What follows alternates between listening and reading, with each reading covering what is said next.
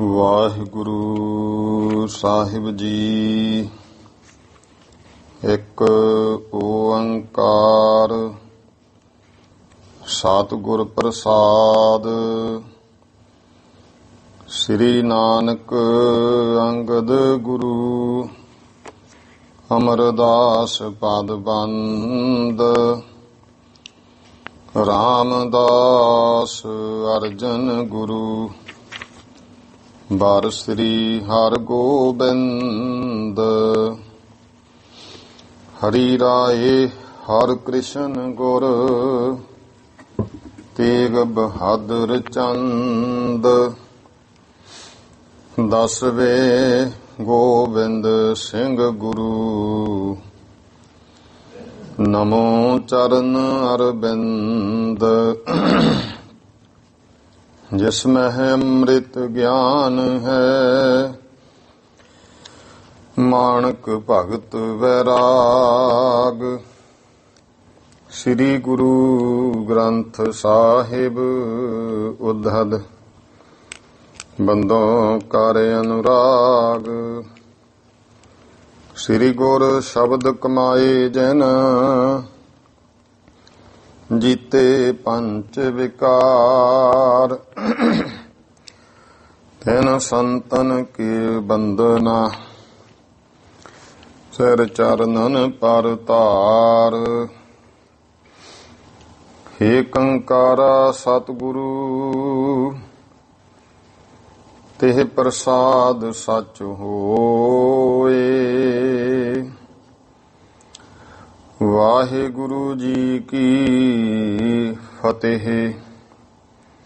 ਬਿਘਨ ਬਿਨਾਸਨ ਸੋਏ।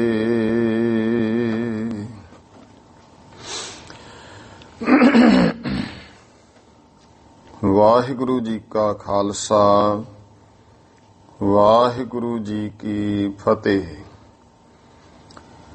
ਗਰੀਬ ਨਵਾਜ ਚਬਰ ਤਖ਼ਤ ਦੇ ਮਾਲਕ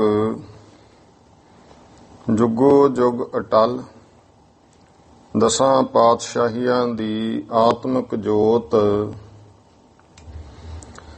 ਧੰਨ ਧੰਨ ਸ੍ਰੀ ਗੁਰੂ ਗ੍ਰੰਥ ਸਾਹਿਬ ਜੀ ਮਹਾਰਾਜ।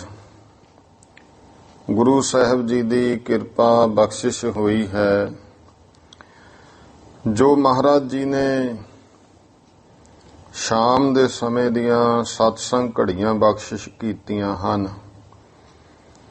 ਵਡਭਾਗੀ ਮਾਈ ਭਾਈ ਗੁਰੂ ਮਹਾਰਾਜ ਦੇ ਦਰ ਘਰ ਦੀ ਹਾਜ਼ਰੀ ਭਰਦਿਆਂ ਹੋਇਆਂ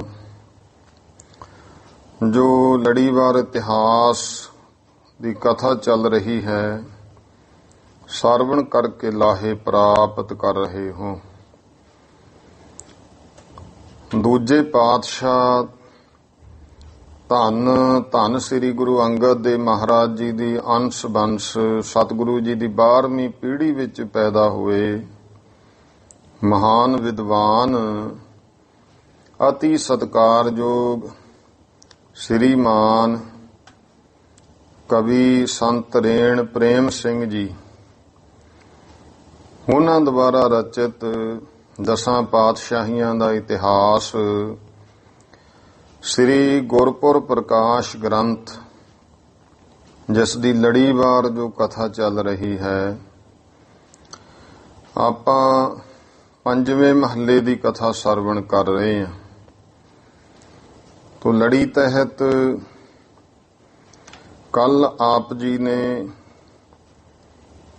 14ਵੇਂ ਘਰ ਦਾ ਤੇ ਕੁਝ 15ਵੇਂ ਘਰ ਦਾ ਪ੍ਰਸੰਗ ਸਰਵਣ ਕੀਤਾ ਹੈ। ਇਹ ਕਿਸ ਤਰ੍ਹਾਂ ਗੁਰੂ ਪਾਤਸ਼ਾਹ ਮਹਾਰਾਜ ਜੀ ਨੇ ਲਾਹੌਰ ਵਾਸੀ ਭਾਈ ਬੁੱਧੂ ਦੀ ਪੱਤ ਵੀ ਰੱਖੀ ਹੈ ਤੇ ਨਾਲ ਉਸ ਨੂੰ ਜਣਾ ਵੀ ਦਿੱਤਾ ਕਿ ਜਿਹੜੇ ਮੇਰੇ ਪਿਆਰੇ ਗੁਰਸਿੱਖ ਨੇ ਮੇਰੀ ਬੰਦ ਦੀ ਭਗਤ ਛਡਾਵੇ ਬੰਦ ਹੈ ਭਗਤ ਨਾ ਛੂਟੈ ਮੋਹੇ। ਕਿ ਉਹ ਮੇਰਾ ਬਚਨ ਤੇ ਬਦਲ ਦਿੰਦੇ ਨੇ ਪਰ ਮੈਂ ਆਪਣੇ ਪਿਆਰਿਆਂ ਦੇ ਕੀਤੇ ਹੋਏ ਬਚਨ ਨੂੰ ਬਦਲਦਾ ਨਹੀਂ। ਤੂੰ ਗੁਰੂ ਦੀ ਸ਼ਰਨ ਵਿੱਚ ਆਇਆ ਹੈ ਮਨ ਤੂੰ ਹੋਰ ਪਾਸੇ ਨਹੀਂ ਡਲਾਇਆ। ਭਾਈ ਬੁੱਧੂ ਇਹ ਵੀ ਪਰਖ ਦਾ ਸਮਾਂ ਸੀ ਤੇਰੇ ਤੇ ਵੀ ਕਿਰਪਾ ਹੋਵੇਗੀ ਜਾਂ ਤੇਰੀਆਂ ਕੱਚੀਆਂ ਇੱਟਾਂ ਵੀ ਪੱਕੀਆਂ ਦੇ ਭਾਅ ਵੇਖ ਜਾਣਗੀਆਂ। ਤੇ ਉਹ ਗੁਰਮੁਖੋ ਪ੍ਰਤੱਖ ਵਿਕੀਆਂ। ਇਸ ਉਪਰੰਤ 15ਵੇਂ ਘਰ ਦੇ ਪ੍ਰਸੰਗ ਵਿੱਚ ਆਪਾਂ ਇੰਨਾ ਕਿ ਪ੍ਰਸੰਗ ਸਰਵਣ ਕੀਤਾ ਹੈ ਕਿ ਨਗਰ ਬਡਾਲੀ ਤੋਂ ਸੰਗਤਾਂ ਪਹੁੰਚੀਆਂ, ਬੇਨਤੀ ਕੀਤੀ ਮਹਾਰਾਜ ਧਰਮਸਾਲ ਨਵੀਂ ਬਣਾਈ ਹੈ, ਦਰਸ਼ਨ ਦਿਓ। ਸਤਿਗੁਰੂ ਜੀ ਉੱਥੇ ਗਏ ਹੈ ਤੇ ਮਹਾਰਾਜ ਜੀ 2-3 ਦਿਨ ਰਹੇ ਨੇ। ਮਾਈਆਂ ਆ ਕੇ ਇਕੱਠੀਆਂ ਹੋਈਆਂ, ਉਹਨਾਂ ਬੇਨਤੀ ਕੀਤੀ ਵੀ ਮਹਾਰਾਜ ਜਿਵੇਂ ਗੁਰਸਿੱਖਾਂ ਦੀ ਬੇਨਤੀ ਤੇ ਤੁਸੀਂ ਦਰਸ਼ਨ ਦਿੱਤੇ ਨੇ, ਸਾਡੀਆਂ ਮਾਈਆਂ ਦੀ ਵੀ ਬੇਨਤੀ ਹੈ, ਕਿਰਪਾ ਕਰੋ ਆਪ ਜੀ ਕਿ ਮਹਿਲ ਵੀ ਸਾਨੂੰ ਦਰਸ਼ਨ ਦੇਣ। ਤੇ ਮਹਾਰਾਜ ਕਹਿਣ ਲੱਗੇ ਭਾਈ ਉਹਨਾਂ ਨੂੰ ਵੀ ਤੁਸੀਂ ਇਹ ਸਿੱਖ ਗਏ, ਸਾਨੂੰ ਲਿਆਏ, ਤੁਸੀਂ ਜਾ ਕੇ ਲੈ ਆਓ। ਫਿਰ ਕਹਿਣ ਲੱਗੀਆਂ ਮਹਾਰਾਜ ਦੂਜੀ ਬੇਨਤੀ, ਸਾਨੂੰ ਪਾਣੀ ਦੀ ਬੜੀ ਦਿੱਕਤ ਹੈ, ਬੜੀ ਦੂਰੋਂ ਸਾਨੂੰ ਪਾਣੀ ਭਰ ਕੇ ਲਿਆਉਣਾ ਪੈਂਦਾ ਹੈ। ਮਹਾਰਾਜ ਕਹਿੰਦੇ ਉਹ ਵੀ ਕਿਰਪਾ ਹੋਵੇਗੀ, ਖੂਹ ਲਵਾਵਾਂਗੇ। ਫਿਰ ਆ ਕਰਕੇ ਪਾਲਕੀ ਦੇ ਵਿੱਚ ਮਾਤਾ ਗੰਗਾ ਜੀ ਨੂੰ ਵੀ ਲੈ ਕੇ ਗਏ। ਮਾਈਆਂ ਦਰਸ਼ਨ ਕੀਤੇ ਮਾਤਾ ਦੇ, ਬਹੁਤ ਖੁਸ਼ ਹੋਈਆਂ। ਇਸ ਉਪਰੰਤ ਸਤਿਗੁਰੂ ਜੀ ਨੇ ਖੂਹ ਲਵਾਇਆ, ਜਿਹਦੇ ਵਿੱਚ ਫਿਰ 6 ਹਰਟ ਚਲਾਏ, ਜਿਸ ਨੂੰ 6 ਹਰਟਾ ਸਾਹਿਬ ਕਿਹਾ ਜਾਂਦਾ ਹੈ। ਇਹ ਪ੍ਰਸੰਗ ਕੱਲ ਆਪ ਜੀ ਨੇ ਸਰਵਣ ਕੀਤਾ ਹੈ। ਆਓ ਅੱਗੇ ਕਥਾ ਪ੍ਰੇਮ ਤੇ ਸਤਿਕਾਰ ਦੇ ਨਾਲ ਸਰਵਣ ਕਰੀਏ ਜੀ। ਸਤਨਾਮ ਸ੍ਰੀ ਵਾਹਿਗੁਰੂ ਸਾਹਿਬ ਜੀ। ਦੋਹਰਾ ਇੱਕ ਦਿਨ ਸ੍ਰੀ ਸਤਿਗੁਰੂ ਜੀ, ਪਹਿਰ ਤੀਸਰੇ ਕਾਲ। ਇੱਕ ਦਿਨ ਸ੍ਰੀ ਗੁਰੂ ਮਹਾਰਾਜ ਗੁਰੂ ਅਰਜਨ ਦੇਵ ਪਾਤਸ਼ਾਹ ਦਿਨ ਦੇ ਤੀਸਰੇ ਪਹਿਰ ਸਮੇਂ ਕੇਤਕ ਸੰਗ, ਕੇਤਕ ਸਿੱਖ ਸੰਗ ਲੈ ਚੱਲੇ, ਪੁਰ ਪਸ਼ਚਮ ਦਿਸ ਚਾਲ। ਕੇਤਕ ਸਿੱਖ ਸੰਗ ਲੈ ਭਲੇ। ਕੁਝ ਭਾਈ ਭਲੇ ਸਿਆਣੇ ਗੁਰਮੁਖ ਪਿਆਰੇ ਗੁਰਸਿੱਖਾਂ ਨੂੰ ਮਹਾਰਾਜ ਨਾਲ ਲੈ ਕੇ ਸ੍ਰੀ ਅੰਮ੍ਰਿਤਸਰ ਸਾਹਿਬ ਤੋਂ ਪੱਛਮ ਦਿਸ਼ਾ ਵੱਲ ਨੂੰ ਚੱਲੇ ਹਨ। ਚੌਪਈ ਸਹਿਜ ਸੁਭਾਵਿਕ ਆਏ ਤਹਾਂ। ਮਹਾਰਾਜ ਸਹਿਜ ਸੁਭਾਅ ਉਸ ਜਗ੍ਹਾ ਪਹੁੰਚੇ ਹਨ। ਤ੍ਰੇਤਾ ਯੁਗ ਮਹੁ ਸੀਤਾ ਜਹਾਂ, ਜਿੱਥੇ ਤ੍ਰੇਤੇ ਯੁਗ ਦੇ ਵਿੱਚ ਭਗਵਾਨ ਰਾਮਚੰਦਰ ਜੀ ਦੀ ਧਰਮ ਪਤਨੀ ਜੋ ਮਾਤਾ ਸੀਤਾ, ਰਾਮਚੰਦਰ ਦੀਨਸ ਬਨਵਾਸ, ਜੋ ਭਗਵਾਨ ਰਾਮਚੰਦਰ ਜੀ ਨੂੰ ਬਨਵਾਸ ਦਿੱਤਾ ਸੀ। ਹਰੇਖ ਅਗਸਤ ਆਸਨ ਕੇ ਪਾਸ, ਜੋ ਭਾਈ ਅਗਸਤ ਰਿਖੀ ਦਾ ਆਸਣ ਸੀ। ਕਿਉਂਕਿ ਬਹੁਤ ਜਗ੍ਹਾ ਘੁੰਮੇ, ਦੂਰ ਦੂਰ ਤੱਕ। ਜਦੋਂ 14 ਸਾਲ ਦਾ ਬਨਵਾਸ ਸੀ ਤੇ 14 ਸਾਲ ਗੁਰਮੁਖੋ ਕੋਈ ਥੋੜੇ ਨਹੀਂ ਹੁੰਦੇ। ਤੇ ਇਹ ਨਹੀਂ ਕਿ ਇੱਕ ਜਗ੍ਹਾ, ਬਹੁਤ ਜਗ੍ਹਾ ਜਗ੍ਹਾ ਤੇ ਉਹਨਾਂ ਸਮਿਆਂ ਵਿੱਚ ਸਮੇਂ ਦੇ ਅਵਤਾਰ ਭਗਵਾਨ ਰਾਮਚੰਦਰ ਭਰਮਣ ਕਰਦੇ ਰਹੇ। ਉਹ ਉਧਰ ਤਾਮਿਲਨਾਡੂ ਤੱਕ ਗਏ ਨੇ 14 ਸਾਲਾਂ ਦੇ ਵਿੱਚ। ਬਹੁਤ ਜਗ੍ਹਾ ਉਹਨਾਂ ਭਰਮਣ ਕੀਤਾ। ਤੋ ਇਤਿਹਾਸ ਵਿੱਚ ਆਉਂਦਾ ਹੈ ਕਿ ਇਸ ਪੰਜਾਬ, ਇਸ ਇਲਾਕੇ ਵਿੱਚ ਵੀ ਉਹ ਸਮੇਂ ਨਾਲ ਵਿਚਰੇ ਹੈ। ਕਿਉਂਕਿ ਸਾਰੀ ਧਰਤੀ ਇੱਕ ਹੈ ਤੇ ਜਿਹੜਾ ਗੁਰਮੁਖ ਹੈ ਉਹ ਕਿਤੇ ਤਾਂ ਨਹੀਂ ਕਿ 14 ਸਾਲ ਉਹਨਾਂ ਨੇ ਕਿਤੇ ਬੈਠ ਕੇ ਲੁੱਕ ਕੇ ਗੁਜ਼ਾਰੇ। ਉਹਨਾਂ ਨੇ ਸੰਸਾਰ ਨੂੰ ਤਾਰਿਆ ਵੀ ਹੈ ਸਮੇਂ ਦੇ ਨਾਲ, ਕਿਉਂਕਿ ਉਹ ਭਲੇ ਦੇ ਵਾਸਤੇ ਆਏ ਸਮੇਂ ਦੇ ਅਵਤਾਰ ਸਨ, ਅਵਤਾਰੀ ਪੁਰਸ਼ ਸੀ। ਤੋ ਇੱਥੇ ਅਗਸਤ ਰਿਖੀ ਦਾ ਆਸਣ ਸੀ। ਉਸ ਰਿਖੀ ਦੇ ਕੋਲ ਸਰ ਸਤਲਾਣੀ ਨਾਮ ਕਹਾਏ, ਜਿਹਦਾ ਨਾਮ ਭਾਈ ਸਤਲਾਣੀ ਸਰ ਹੈ। ਸਤਲਾਣੀ ਸਰਨਾਮ ਸਰੋਵਰ ਦਾ ਹੈ। ਭਾਵ ਇੱਥੇ ਉਸ ਸਮੇਂ ਇੱਕ ਜਿਵੇਂ ਪੁਰਾਤਨ ਸਮਿਆਂ ਵਿੱਚ ਸਰ ਸਰੋਵਰ ਕਹਿ ਦਿੰਦੇ ਸੀ, ਨੀਵੀਂ ਕੋਈ ਜਗ੍ਹਾ ਜਿਵੇਂ ਅੱਜ ਆਮ ਆਪਾਂ ਛੱਪੜ ਕਹਿ ਦਿੰਦੇ ਆ, ਤੇ ਜਿੱਥੇ ਸਾਫ਼ ਸੁਥਰਾ ਮੀਂਹ ਦਾ ਪਾਣੀ ਖੜਾ ਉਹਨੂੰ ਸਰੋਵਰ ਕਹਿ ਦਿੰਦੇ ਆ। ਗੁਰੂ ਕਹਿੰਦੇ ਵੀ ਸਰੋਵਰ ਬਣਾਏ ਤੇ ਉਹਨਾਂ ਨੂੰ ਗੁਰਮੁਖੋ ਪੌੜੀਆਂ ਪੱਕਾ ਆਲਾ ਦੁਆਲਾ ਕਰਾਉਣਾ। ਆਮ ਤੌਰ ਤੇ ਕਈ ਜਗ੍ਹਾ ਢਾਬਾਂ ਵੀ ਲਿਖਿਆ, ਢਾਬ ਭਾਵ ਉਹ ਜਗ੍ਹਾ ਨੀਵੀਂ ਪੁਰਾਣੇ ਸਮਿਆਂ ਵਿੱਚ ਪਟਾ ਦਿੰਦੇ ਹੁੰਦੇ ਸੀ ਕਿ ਉੱਥੇ ਕੋਈ ਪਾਣੀ ਖੜ ਜਾਣਾ, ਜੰਗਲ ਦੇ ਪਸ਼ੂ ਜਾਨਵਰ, ਜਿਹੜਾ ਕੋਈ ਜੰਗਲ ਵਿੱਚ ਜਾਣ ਵਾਲਾ ਮਨੁੱਖ ਹੈ ਉਹ ਪਾਣੀ ਪੀ ਲੈਂਦੇ ਸਨ। ਤੋ ਸਰ ਸਤਲਾਣੀ ਨਾਮ ਕਹਾਏ। ਉਹਦਾ ਨਾਮ ਸਰੋਵਰ ਦਾ ਸਤਲਾਣੀ ਕਹਾਉਂਦਾ ਸੀ। ਸ਼ੋਸ਼ਕ ਪਰਿਓ ਪੇਖ ਕੂਪ ਲਗਾਏ। ਉਹ ਸੁੱਕਾ ਪਿਆ ਸੀ ਤਾਂ ਮਹਾਰਾਜ ਨੇ ਵੇਖਿਆ, ਸਤਿਗੁਰਾਂ ਨੇ ਕਿਰਪਾ ਕੀਤੀ, ਉੱਥੇ ਖੂਹ ਲਵਾਇਆ। ਪੌਣ ਸੇਰੀ ਮੁਖ ਤੇ ਬਾਕੋ ਚਾਰਾ। ਫਿਰ ਆਪਣੇ ਸੁਭਾਏਮਾਨ ਮੁਖ ਤੋਂ ਸਤਿਗੁਰਾਂ ਬਚਨ ਕਿਹਾ, ਗੁਰ ਸਰ ਸਤਲਾਣੀ ਇਹੋ ਸਾਰਾ। ਇਹ ਭਾਈ ਜੋ ਜਗ੍ਹਾ ਹੈ ਸਾਰੀ, ਇਹਨੂੰ ਹੁਣ ਗੁਰੂ ਸਰ ਸਤਲਾਣੀ ਕਿਹਾ ਜਾਵੇਗਾ। ਬਸੈ ਸਿੱਖ ਇਤ ਦੇਗ ਚਲਾਏ। ਗੁਰਸਿੱਖ ਇੱਥੇ ਰਹਿਣਗੇ ਔਰ ਲੰਗਰ ਚਲਾਉਣਗੇ। ਆਸ ਬਾਰ ਦੇ ਗੁਰ ਸਹਿਜ ਸੁਭਾਏ। ਐਸਾ ਬਚਨ ਗੁਰੂ ਪਾਤਸ਼ਾਹ ਮਹਾਰਾਜ ਨੇ ਸਹਿਜ ਸੁਭਾ ਦਿੱਤਾ। ਫਿਰ ਇਹ ਗੁਰਮੁਖੋ ਬਹੁਤ ਸਮਾਂ ਸਥਾਨ ਉਵੇਂ ਹੀ ਰਿਹਾ। ਇਹ ਕਾਰ ਸੇਵਾ ਵਾਲੇ ਇੱਕ ਮਹਾਂਪੁਰਸ਼ ਸੀ। ਉਹਨਾਂ ਫਿਰ ਇਹ ਸਥਾਨ ਇੱਥੇ ਬਹੁਤ ਸੋਹਣਾ ਸੁੰਦਰ ਸਤਲਾਣੀ ਸਾਹਿਬ, ਗੁਰੂ ਸਰ ਸਤਲਾਣੀ ਸਾਹਿਬ ਸਥਾਨ ਬਣਾਇਆ ਤੇ ਬੜੀ ਕਿਰਪਾ ਸੰਗਤਾਂ ਦੀ ਸਹਿਯੋਗ ਹੋਇਆ। ਬਹੁਤ ਦੁਨੀਆ ਦਰਸ਼ਨ ਕਰਦੀ ਹੈ। ਸੋ ਥਲ ਕਵ ਨਿਜ ਨੈਣ ਨਿਹਾਰਾ। ਕਵੀ ਸੰਤ ਰੇਣ ਪ੍ਰੇਮ ਸਿੰਘ ਕਹਿੰਦੇ, ਭਾਈ ਮੈਂ ਕਵੀ ਨੇ ਉਸ ਸਥਾਨ ਨੂੰ ਅੱਖਾਂ ਨਾਲ ਵੇਖਿਆ। ਚੱਲੇ ਦੇਗ ਗੁਰ ਬਚਨ ਅਨੁਸਾਰਾ। ਗੁਰੂ ਦੇ ਬਚਨਾਂ ਦੇ ਅਨੁਸਾਰ ਹੁਣ ਉੱਥੇ ਲੰਗਰ ਚੱਲਦਾ ਹੈ। ਸਵਈਆ ਗ੍ਰਾਮ ਵਡਾਲੀ ਬਸੇ ਸੁਖ ਸੋ। ਨਗਰ ਵਡਾਲੀ ਦੇ ਵਿੱਚ ਮਹਾਰਾਜ ਸੁੱਖਾਂ ਸਹਿਤ ਰਹੇ ਹਨ। ਕਿਤ ਕਾਲ ਤਹਾਂ ਇਸ ਭਾਂਤ ਬਿਤਾਏ। ਕੁਝ ਸਮਾਂ ਮਹਾਰਾਜ ਨੇ ਇਸ ਤਰ੍ਹਾਂ ਬਤੀਤ ਕੀਤਾ ਹੈ। ਸਿੱਖ ਸਮੂਹ ਕੀ ਸ੍ਰੇ ਕਰੇ। ਸਾਰੇ ਸਿੱਖਾਂ ਦੀ ਮਹਾਰਾਜ ਕਲਿਆਣਤਾ ਕਰਦੇ ਹਨ। ਸਤਨਾਮ ਰਰੈ ਲਿਵ ਦੇਤ ਲਗਾਏ। ਸਤਨਾਮ ਦਾ ਸਤਿਗੁਰੂ ਜਾਪ ਕਰਵਾਉਂਦੇ, ਪਰਮੇਸ਼ਰ ਨਾਲ ਲਿਵ ਜੋੜਦੇ ਆ। ਸਾਰੇ ਗੁਰਸਿੱਖਾਂ ਦੀ ਲਿਵ ਲਾ ਦਿੰਦੇ ਹਨ। ਮੇਲ ਰਹਿ ਬਹੁ ਸੰਗਤ ਕੋ ਧਨ। ਇਸ ਤਰ੍ਹਾਂ ਬਹੁਤ ਸੰਗਤਾਂ ਦਾ ਇਕੱਠ ਰਹਿੰਦਾ ਹੈ। ਬ੍ਰਿੰਦ ਪਦਾਰਥ ਦੇਤ ਚੜਾਏ। ਧਨ ਕੀ ਹੋਰ ਬਹੁਤ ਪਦਾਰਥ ਮਹਾਰਾਜ ਦੇ ਚਰਨਾਂ 'ਚ ਚੜਾਉਂਦੇ ਹਨ।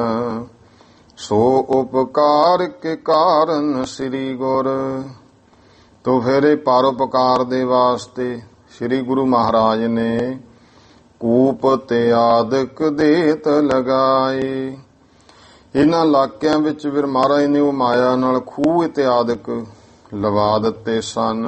ਦੋਹਰਾ ਸੰਮਤ ਨਾਨਕ ਸ਼ਾਹੀ ਜੋ। ਚੰਦ ਨੇਤਰ ਰੁੱਤ ਜਾਨ।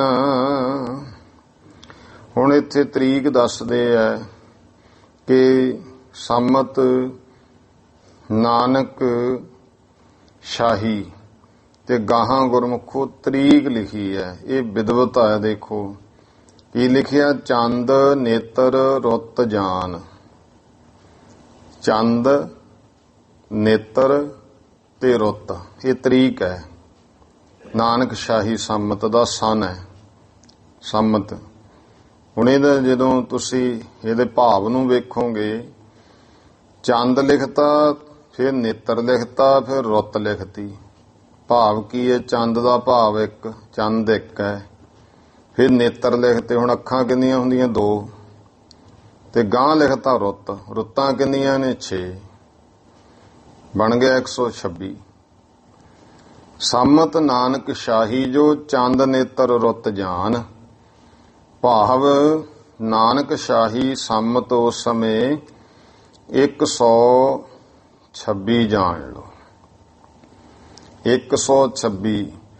ਹੁਣ ਇਹਨੂੰ ਜੇ ਅੱਗੇ ਵੀ ਆਪ ਜੀ ਨੂੰ ਬੇਨਤੀ ਕੀਤੀ ਹੈ, ਹਿਸਾਬ ਕਿਤਾਬ ਲਾਉਣਾ ਹੁੰਦਾ ਹੈ, ਇਹ ਤਾਂ ਨਾਲ ਬੋਲ ਦੇਈਦਾ, ਕਥਾ ਰਿਕਾਰਡ ਵੀ ਹੁੰਦੀ ਹੈ। ਕਈ ਵਾਰ ਕਹਿੰਦੇ ਜੀ ਬਿਕਰਮੀ ਸੰਮਤ ਕਿਹੜਾ ਸੀ, ਈਸਵੀ ਸੰਮਤ ਕਿਹੜਾ ਬਣਦਾ ਉਸ ਸਮੇਂ। ਫਿਰ ਹੁਣ ਬਿਕਰਮੀ ਸੰਮਤ ਜਿਹੜਾ ਹੈ ਉਹ ਗੁਰਮੁਖੋ 1526, ਉਹਦੇ ਵਿੱਚ ਜਿੰਨਾ ਨਾਨਕ ਸ਼ਾਹੀ ਸੰਮਤ ਆਵੇ 1526 ਦੇ ਵਿੱਚ ਉਹਨੂੰ ਜਮਾ ਕਰ ਲੈਣਾ। 26 ਤੇ 26 ਬਣ ਗਿਆ 52, ਤੇ ਦੂਜਾ ਬਣ ਗਿਆ 15 ਤੇ 100 16, ਬਣ ਗਿਆ 1652 ਬਿਕਰਮੀ ਸੰਮਤ।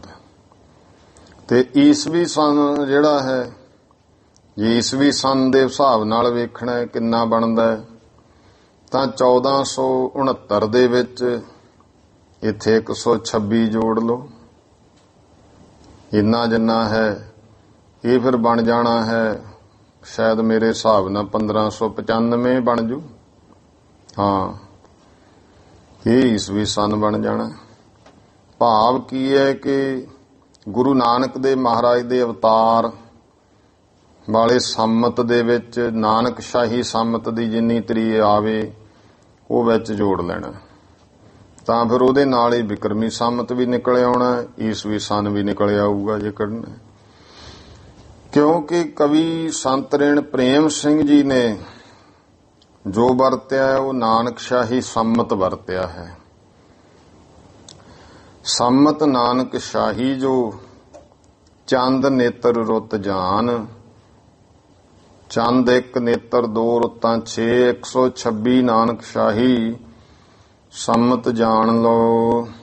ਆਇਤ ਵਾਰ ਸੋ ਦਿਨ ਮਹਾ ਥਿਤ ਏਕਮ ਪਹਿਚਾਨ।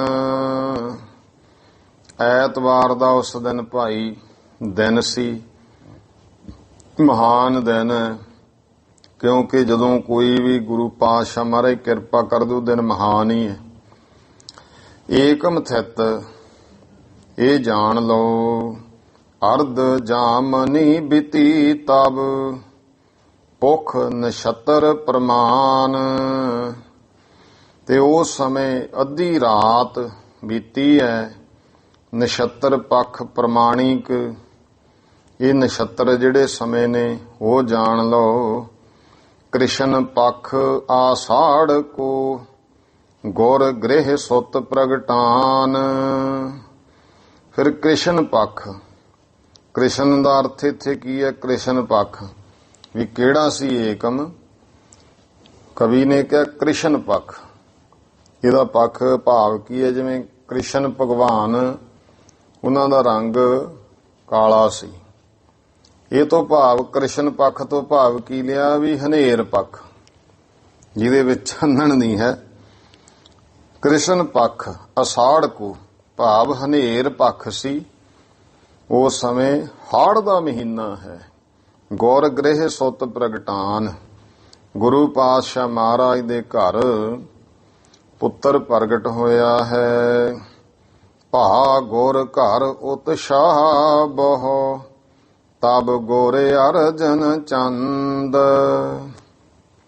ਤਾਂ ਉਸ ਸਮੇਂ ਬਹੁਤ ਹੀ ਬਡਾਲੀ ਨਗਰ ਦੇ ਵਿੱਚ, ਗੁਰੂ ਘਰ ਦੇ ਵਿੱਚ ਉਤਸ਼ਾਹ ਵਧਿਆ ਹੈ। ਤੇ ਸਤਿਗੁਰੂ ਸੱਚੇ ਪਾਤਸ਼ਾਹ ਗੁਰੂ ਅਰਜਨ ਦੇਵ ਮਹਾਰਾਜ, ਜਿਨ੍ਹਾਂ ਦੇ ਘਰ ਵਿੱਚ ਬੇਅੰਤ ਖੁਸ਼ੀਆਂ ਮਨਾਈਆਂ ਜਾ ਰਹੀਆਂ। ਰਾਗ ਸੋ ਆਸਾ ਕੀ ਬਿਖੈ ਬਦਿਓ ਸ਼ਬਦ ਮੁਕੰਦ। ਤਾਂ ਗਰੀਬ ਨਵਾਜ ਪਾਤਸ਼ਾਹ ਮਹਾਰਾਜ ਨੇ ਫਿਰ ਭਾਈ ਆਸਾ ਰਾਗ ਦੇ ਵਿੱਚ ਮੁਕਤੀ ਦਾਤੇ, ਮੁਕੰਦ ਦਾ ਅਰਥ ਹੈ ਮੁਕਤੀ ਦਾਤੇ, ਗਰੀਬ ਨਵਾਜ ਪਾਤਸ਼ਾਹ ਨੇ ਇਹ ਸ਼ਬਦ ਜਿਹੜਾ ਹੈ ਉਚਾਰਨ ਕੀਤਾ ਹੈ, ਜੋ ਸਤਿਗੁਰੂ ਸੱਚੇ ਪਾਤਸ਼ਾਹ ਮਹਾਰਾਜ ਜੀ ਦੀ ਪਾਵਨ ਬਾਣੀ, ਸਤਿਗੁਰੂ ਸੱਚੇ ਪਾਤਸ਼ਾਹ ਜੀ ਕਿਰਪਾ ਕਰਦੇ ਹੈ, ਉਚਾਰਨ ਕਰਦੇ ਜੋ ਆਸਾ ਰਾਗ ਦੇ ਵਿੱਚ ਹੈ। ਸਤਿਗੁਰੂ ਸੱਚੇ ਪਾਤਸ਼ਾਹ ਜੀ ਨੇ ਇਹ ਕਿਰਪਾ ਕੀਤੀ ਹੈ। ਆਸਾ ਮਹੱਲਾ ਪੰਜਵਾ। ਇਹ ਆਸਾ ਰਾਗ ਦਾ ਸ਼ਬਦ ਹੈ। ਇੱਥੇ ਪਹਿਲਾਂ ਸ੍ਰੀ ਮੁਖ ਵਾਗ ਭਾਵ ਸੁਹਾਏਮਾਨ ਮੁਖ ਤੋਂ ਸਤਿਗੁਰਾਂ ਬਚਨ ਕੀਤਾ ਹੈ। ਆਸਾ ਮਹੱਲਾ ਪੰਜਵਾ। ਆਸਾ ਰਾਗ ਪੰਜਵੇਂ ਪਾਤਸ਼ਾਹ ਮਹਾਰਾਜ ਜੀ ਨੇ ਜੋ ਇਹ ਸ਼ਬਦ ਉਚਾਰਨ ਕੀਤਾ ਹੈ, ਗੁਰੂ ਪਾਤਸ਼ਾਹ ਮਹਾਰਾਜ ਨੇ ਕਿਰਪਾ ਕੀਤੀ ਹੈ।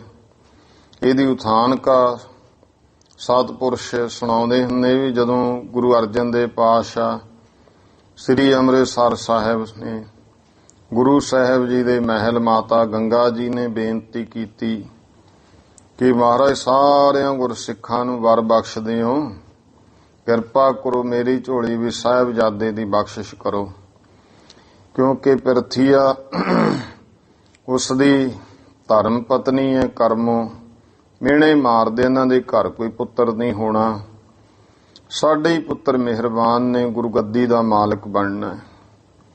ਮਹਾਰਾਜ ਕਹਿਣ ਲੱਗੇ ਗੰਗਾ ਜੇ ਤੇਰੀ ਭਾਵਨਾ ਹੈ ਤਾਂ ਫਿਰ ਇਉਂ ਕਰ, ਇਹ ਸ੍ਰੀ ਗੁਰੂ ਨਾਨਕ ਦੇਵ ਮਹਾਰਾਜ ਜੀ ਦੇ ਪੂਰਨ ਗੁਰਸਿੱਖ ਬ੍ਰਹਮ ਗਿਆਨੀ ਬਾਬਾ ਬੁੱਢਾ ਜੀ, ਉਹਨਾਂ ਨੂੰ ਕਹੋ ਵੀ ਅਰਦਾਸ ਕਰਨਗੇ, ਜਾਓ ਉਹਨਾਂ ਤੋਂ ਵਰ ਲੈ ਆਓ। ਮਾਤਾ ਜੀ ਇਤਿਹਾਸ ਵਿੱਚ ਲਿਖਿਆ ਕਿ ਚੰਗੇ ਮਿੱਠੇ ਪਦਾਰਥ ਬਣਾ ਕੇ ਰਥਾਂ ਪਰ ਚੜ੍ਹ ਕੇ ਦਾਸ ਦਾਸੀਆਂ ਲੈ ਕੇ ਗਏ ਅਨੇਕਾਂ ਸਿੱਖਾਂ। ਫਿਰ ਰਥਾਂ ਦੇ ਪਹੀਏ ਧੂੜ ਉੱਡਦੀ ਹੈ, ਜਾਨਵਰ ਵੀ ਡਰੇ, ਗਊਆਂ ਮੱਝਾਂ ਵੀ ਡਰ ਗਈਆਂ। ਬਾਬਾ ਬੁੱਢਾ ਜੀ ਕਹਿੰਦੇ ਕੌਣ ਆਇਆ ਇਸ ਵੇਲੇ? ਇੱਕ ਸਿੱਖ ਕਹਿੰਦਾ ਜੀ ਗੁਰੂ ਕੇ ਮਹਿਲ ਮਾਤਾ ਗੰਗਾ ਜੀ ਆ ਰਹੇ ਹੈ। ਸਵੈ ਕੇ ਬਚਨ ਕਰਤਾ, ਗੁਰੂ ਕਿਆਂ ਨੂੰ ਕੀ ਭਾਜੜ ਪੈ ਗਈ। ਮਾਤਾ ਜੀ ਉਦਾਸ ਹੋ ਗਏ ਤੇ ਬਾਬਾ ਬੁੱਢਾ ਜੀ ਨੂੰ ਕਹਿੰਦੇ ਇਸ ਤਾਂ ਆਏ ਸੀ ਪੁੱਤਰ ਵਰਦਾਨ ਲੈਣ ਵਾਸਤੇ, ਮਹਾਰਾਜ ਨੇ ਭੇਜਿਆ।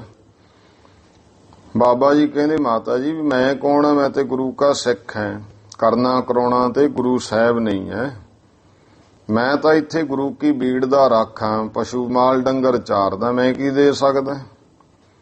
ਮਾਤਾ ਜੀ ਉਦਾਸ ਜੇ ਹੋ ਕੇ ਵਾਪਸ ਚਲੇ ਗਏ। ਮਹਾਰਾਜ ਗੁਰੂ ਅਰਜਨ ਦੇਵ ਪਾਤਸ਼ਾਹ ਨੇ ਪੁੱਛਿਆ ਗੰਗਾ ਬਾਬਾ ਬੁੱਢਾ ਜੀ ਨੇ ਕੀ ਬਚਨ ਕੀਤਾ। ਸਾਰਾ ਹਾਲ ਦੱਸਤਾ ਕਿ ਉਹਨਾਂ ਨੇ ਤਾਂ ਇਹ ਕਿਹਾ, ਪਹਿਲਾਂ ਤਾਂ ਇਹ ਕਹਿਦਾ ਇਹਨਾਂ ਨੂੰ ਕੀ ਭਾਜੜ ਪੈ ਗਈ ਗੁਰੂ ਕਿਆਂ ਨੂੰ। ਫਿਰ ਉਹ ਕਹਿੰਦੇ ਵੀ ਅਸੀਂ ਕੌਣ ਆ ਦੇਣ ਵਾਲੇ, ਇਹ ਤਾਂ ਸਿੱਖਾਂ, ਇੱਥੇ ਪਸ਼ੂ ਡੰਗਰ ਮਾਰ ਜਿਹੜਾ ਉਹਦੇ ਰਾਖੇ ਆ, ਬੀੜ ਦੇ ਖੇਤੀਬਾੜੀ ਕਰਾਉਨੇ ਆ, ਮੇਰੇ ਕੋਲੇ ਕੀ ਹੈ।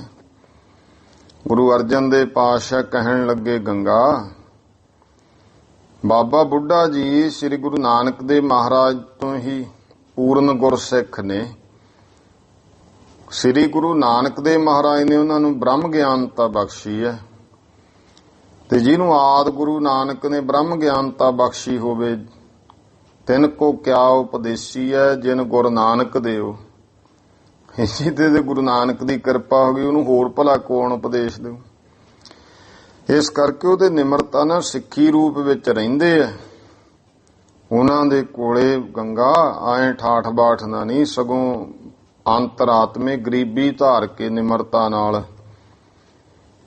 ਐਸੇ ਗੁਰੂ ਨਾਨਕ ਦੇ ਗੁਰਸਿੱਖ ਦੀ ਪ੍ਰਸੰਨਤਾ ਲੈਣੀ ਹੈ।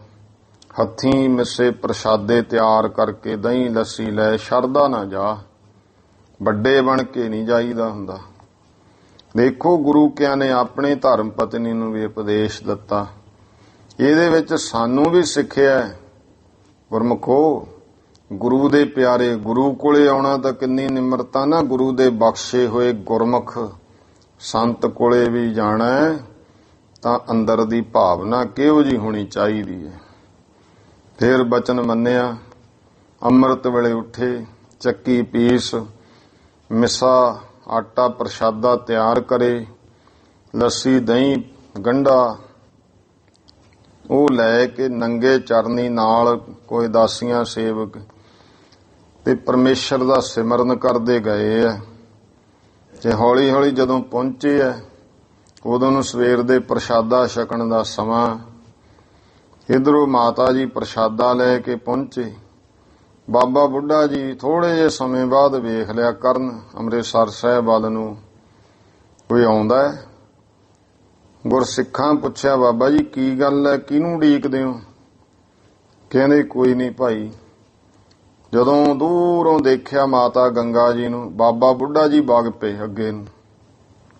ਰਸਤੇ 'ਚ ਹੀ ਝਾੜਦੇ ਨੇ ਪ੍ਰਸ਼ਾਦਾ ਫੜ ਲਿਆ, ਸਭ ਕੁਝ ਉੱਥੇ ਹੀ ਬੈਠ ਗਏ ਖੇਤ ਵਿੱਚ। ਇਤਿਹਾਸ ਵਿੱਚ ਆਉਂਦਾ ਬਚਨ ਕੀ ਕਹੇ, ਦੇਖਾ ਪੁੱਤ ਭੁੱਖਾ ਹੋਵੇ ਮਾਂ ਨੂੰ ਕਿੰਨਾ ਫਿਕਰ ਹੈ। ਕਿਉਂਕਿ ਭਾਵੇਂ ਉਮਰ ਵਿੱਚ ਮਾਤਾ ਗੰਗਾ ਜੀ ਬਹੁਤ ਛੋਟੇ ਨੇ ਬਾਬਾ ਬੁੱਢਾ ਜੀ ਤੋਂ। ਬਾਬਾ ਬੁੱਢਾ ਜੀ ਦੀ ਤਾਂ ਉਮਰ ਬਹੁਤ 100 ਸਾਲ ਤੋਂ ਉੱਪਰ, ਉਸ ਸਮੇਂ 100 ਸਾਲ ਦੇ ਲਗਭਗ, ਤੇ ਮਾਤਾ ਗੰਗਾ ਜੀ। ਪਰ ਗੁਰੂ ਕੀ ਜਿਹੜੀ ਧਰਮ ਪਤਨੀ ਹੁੰਦੀ ਹੈ ਉਹ ਸਿੱਖ ਦੀ ਮਾਂ ਹੁੰਦੀ ਹੈ। ਪੁਰਾਣੇ ਸਮੇਂ ਵਿੱਚ ਕਿਹਾ ਉਸਤਾਦ ਦੀ ਧਰਮ ਪਤਨੀ ਮਾਂ ਬਰਾਬਰ ਹੈ। ਤੇ ਇਸ ਤਰ੍ਹਾਂ ਬਾਬਾ ਬੁੱਢਾ ਜੀ ਬੜੇ ਚਾਅ ਨਾਲ ਉੱਥੇ ਹੀ ਬੈਠ ਕੇ ਦਹੀਂ ਲੱਸੀ ਸਭ ਰੱਖ ਲਿਆ ਸਾਹਮਣੇ, ਪ੍ਰਸ਼ਾਦੇ ਮਿੱਸੇ ਤੇ ਗੰਢਾ ਪਿਆ। ਇਹ ਤਾਂ ਹੁਣ ਤੱਕ ਆਪਾਂ ਵੇਖਦੇ ਰਹੇ, ਹੁਣ ਲੱਗਿਆ ਚੀਰਨ। ਪਹਿਲਾਂ ਕੌਣ ਸੀ, ਮੁੱਕੀ ਮਾਰ ਕੇ ਭੰਨਦੇ ਹੁੰਦੇ ਸੀ। ਗੋਡੇ ਦੇ ਉੱਤੇ ਰੱਖ ਕੇ ਫਿਰ ਇਹ ਜਦੋਂ ਗੁਰਮੁਖੋ ਕੋਈ ਇਹ ਹੁਣ ਗੁਰੂ ਕਿਆਂ ਦਾ ਜਿਹੜੇ ਅਵਤਾਰ ਨੇ, ਕੋਈ ਐਵੇਂ ਆਮ ਬੱਚਿਆਂ ਵਾਂਗੂ ਨਹੀਂ ਹੈ। ਕੁਦਰਤ ਦੇ ਵਿੱਚ ਸੰਕੇਤ ਮਿਲ ਜਾਂਦੇ ਆ ਉਹ ਜੀ। ਤੇ ਜਦੋਂ ਕਿਸੇ ਗੁਰੂ ਸਾਹਿਬ ਦਾ ਅਵਤਾਰ ਹੁੰਦਾ ਹੈ ਨਾ, ਜਿਵੇਂ ਗੁਰੂ ਨਾਨਕ ਦੇ ਪਾਤਸ਼ਾਹ ਮਹਾਰਾਜ ਦਾ ਜਿਸ ਸਮੇਂ ਅਵਤਾਰ ਹੋਇਆ, ਉਸ ਸਮੇਂ ਦੁਨੀਆ ਦੇ ਵਿੱਚ ਜਿੰਨੇ ਵੀ ਬੱਚੇ ਪੈਦਾ ਹੋਏ ਸਭ ਬ੍ਰਹਮ ਗਿਆਨੀ ਹੋਏ। ਕਿਉਂਕਿ ਕੁਦਰਤ ਅਨੁਕੂਲ ਹੋ ਜਾਂਦੀ ਹੈ। ਕਰਤੇ ਦੀ ਕੁਦਰਤ ਹੈ, ਉਹ ਹੁਕਮ ਦੀ ਬੱਧੀ ਹੋਈ ਹੈ, ਹੁਕਮ ਦੇ ਅਨੁਸਾਰ ਹੈ।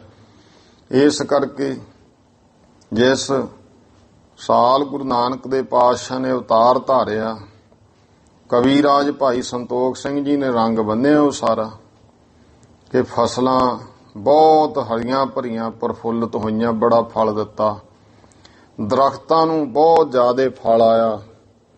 ਤੇ ਜਿੰਨੀ ਜਿਹੜੀ ਹਵਾ ਵੀ ਸੀ ਉਹ ਬਹੁਤ ਸੋਹਣੀ, ਗਰਮੀ ਦੇ ਵਿੱਚ ਸੁੰਦਰ, ਤੇ ਸਿਆਲ ਵਿੱਚ ਵੀ ਉਸ ਤਰ੍ਹਾਂ ਮਿੰਨੀ ਮਿੰਨੀ ਚੱਲਦੀ ਰਹੀ। ਭਾਵ ਕਿ ਸਾਰੀ ਕੁਦਰਤ ਅਨੁਕੂਲ ਹੋਈ ਵੀ ਸੀ। ਇਸੇ ਤਰ੍ਹਾਂ ਸੰਕੇਤ ਮਿਲ ਜਾਂਦੇ ਆ। ਜਦੋਂ ਕੋਈ ਸਤਪੁਰਸ਼ ਦੁਨੀਆ ਤੋਂ ਜਾਂਦਾ ਹੈ, ਉਸ ਸਮੇਂ ਵੀ ਗੁਰੂ ਕੀ ਕਮਾਈ ਵਾਲੇ ਗੁਰਸਿੱਖੀ ਜਦੋਂ ਜਾਂਦੇ ਆ। ਇਸ ਤਰ੍ਹਾਂ ਇਤਿਹਾਸ ਆਉਂਦਾ ਕਿ ਬਾਬਾ ਈਸ਼ਰ ਸਿੰਘ ਜੀ ਝੋਲਡਾਂ ਵਾਲੇ, ਨਾਨਕਸਰ ਵਾਲੇ, ਜਦੋਂ ਗੁਰਮੁਖੋ ਉਹਨਾਂ ਅਕਾਲ ਚਲਾਣਾ ਚੜ੍ਹਾਈ ਕਰਨੀ ਸੀ, ਕੋਈ ਉਧਰੋਂ ਅੰਮ੍ਰਿਤਸਰ ਕਰਿਓ ਆਇਆ ਕਰੇ, ਜਿਹੜਾ ਭਾਈ ਉਹ ਹਰੀ ਕੇ ਪੱਤਨ ਪਾਣੀ ਕਿੰਨਾ ਕੁ ਹੈ, ਇਉਂ ਪੁੱਛਿਆ ਕਰਨ, ਕਿੰਨਾ ਕੁ ਡੂੰਘਾ ਪਾਣੀ ਹੈ, ਕਿੰਨਾ ਕੁ ਚੱਲਦਾ। ਉਹਨਾਂ ਨੇ ਕਿਹੜੇ ਬਾਬਾ ਜੀ ਨੂੰ ਪਾਣੀ ਦੀ ਕੀ ਜ਼ਰੂਰਤ ਹੈ, ਪੁੱਛੀ ਜਾਂਦੇ ਆ। ਫਿਰ ਉਹ ਪਤਾ ਲੱਗਿਆ ਜਦੋਂ ਚੜ੍ਹਾਈ ਕਰ ਗਏ, ਕਹਿ ਗਏ ਵੀ ਉੱਥੇ ਸਰੀਰ। ਇਹ ਸਾਰੀ ਕਹਿਣ ਦਾ ਭਾਵ ਹੈ ਵੀ ਜਿਹੜਾ ਗੁਰਮੁਖ ਪੁਰਸ਼ ਹੈ ਨਾ, ਉਹ ਕੁਦਰਤ ਦੇ ਜਿਹੜੀ ਜਦੋਂ ਜਾਣਾ, ਕੁਦਰਤ ਸੰਕੇਤ ਦਿੰਦੀ ਹੈ। ਜਦੋਂ ਕਿਸੇ ਨੇ ਆਉਣਾ ਉਦੋਂ ਵੀ ਸੰਕੇਤ। ਹੁਣ ਉਹ ਤਾਂ ਇੱਕ ਗੁਰਸਿੱਖ ਗੁਰੂ ਦੇ, ਤੇ ਇਧਰ ਤਾਂ ਭਾਈ ਗੁਰੂ ਪਾਤਸ਼ਾਹ ਬ੍ਰਹਮ ਆਪ ਅਵਤਾਰ ਧਾਰਨਾ, ਤੇ ਉਦੋਂ ਫਿਰ ਕੁਦਰਤ ਹੁਣ ਜਿਹੋ ਜਿਹਾ ਅਵਤਾਰ ਸਰੂਪ ਧਾਰਨਾ, ਉਹੋ ਜਿਹੀ ਕੁਦਰਤ ਅਨੁਕੂਲ ਹੋ ਗਈ। ਪੂਰੀਆਂ ਲਾਲੀਆਂ ਆਕਾਸ਼ ਵਿੱਚ ਪਹਿਲਾਂ ਛਾ ਗਈਆਂ, ਤੇ ਫਿਰ ਇੱਕਦਮ ਬੱਦਲ ਦੀ ਘਟਾ ਉੱਠੀ, ਬਹੁਤ ਬੱਦਲ ਗੱਜਿਆ। ਤੇ ਬਾਬਾ ਬੁੱਢਾ ਜੀ ਨੇ ਸਾਰਾ ਆਕਾਸ਼ ਵੱਲ ਨਿਗਾਹ ਮਾਰ ਕੇ ਪਹਿਲਾਂ ਲਾਲੀ, ਫਿਰ ਬੱਦਲ ਗਰਜਣਾ। ਇਉਂ ਬਾਬਾ ਜੀ ਕਹਿੰਦੇ, ਵਾਹ ਕੁਦਰਤ ਕੀ ਕਹਿ ਰਹੀ ਹੈ। ਇਹ ਵੀ ਅਨੁਕੂਲ ਹੈ। ਮਾਤਾ ਤੇਰੇ ਘਰ ਤੇ ਐਸਾ ਪੁੱਤਰ ਪੈਦਾ ਹੋਊਗਾ, ਇਉਂ ਗਰਜੂ ਇਸ ਤਰ੍ਹਾਂ ਲਾਲੀਆਂ ਉਹਦੀਆਂ, ਜਿਵੇਂ ਆਕਾਸ਼ ਵਿੱਚ ਲਾਲੀ ਛਾਈ ਹੈ, ਉਹਦਾ ਤੇਜ ਪ੍ਰਤਾਪ ਦੁਨੀਆ ਤੇ ਛਾਵੇਗਾ।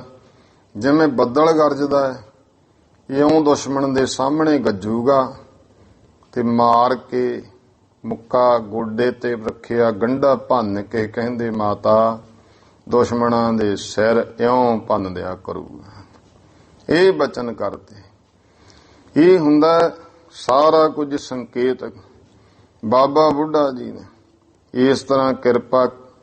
ਇਹ ਗੁਰਮੁਖ ਦੀ ਹੈ ਤੇ ਬਚਨ ਹਰ ਸਮੇਂ ਗੁਰੂ ਸਾਹਿਬ ਜੀ, ਗੁਰੂ ਹਰਗੋਬਿੰਦ ਸਾਹਿਬ ਪਾਤਸ਼ਾਹ ਜਦੋਂ ਵੀ ਕੋਈ ਹੋਣਾ ਕਹਿਣਾ ਭਾਈ ਸਾਡਾ ਅਵਤਾਰ ਹੋਇਆ ਬਾਬਾ ਬੁੱਢਾ ਜੀ, ਉਹ ਗੁਰਮੁਖ ਨੇ ਜਿਨ੍ਹਾਂ ਬਚਨ। ਤੇ ਜਦੋਂ ਬਾਬਾ ਬੁੱਢਾ ਜੀ ਚੜ੍ਹਾਈ ਕੀਤੇ, ਧੰਨ ਸ੍ਰੀ ਗੁਰੂ ਹਰਗੋਬਿੰਦ ਸਾਹਿਬ ਮਹਾਰਾਜ ਖੁਦ ਕਾਹਨੀ ਲੱਗੇ ਸੀ।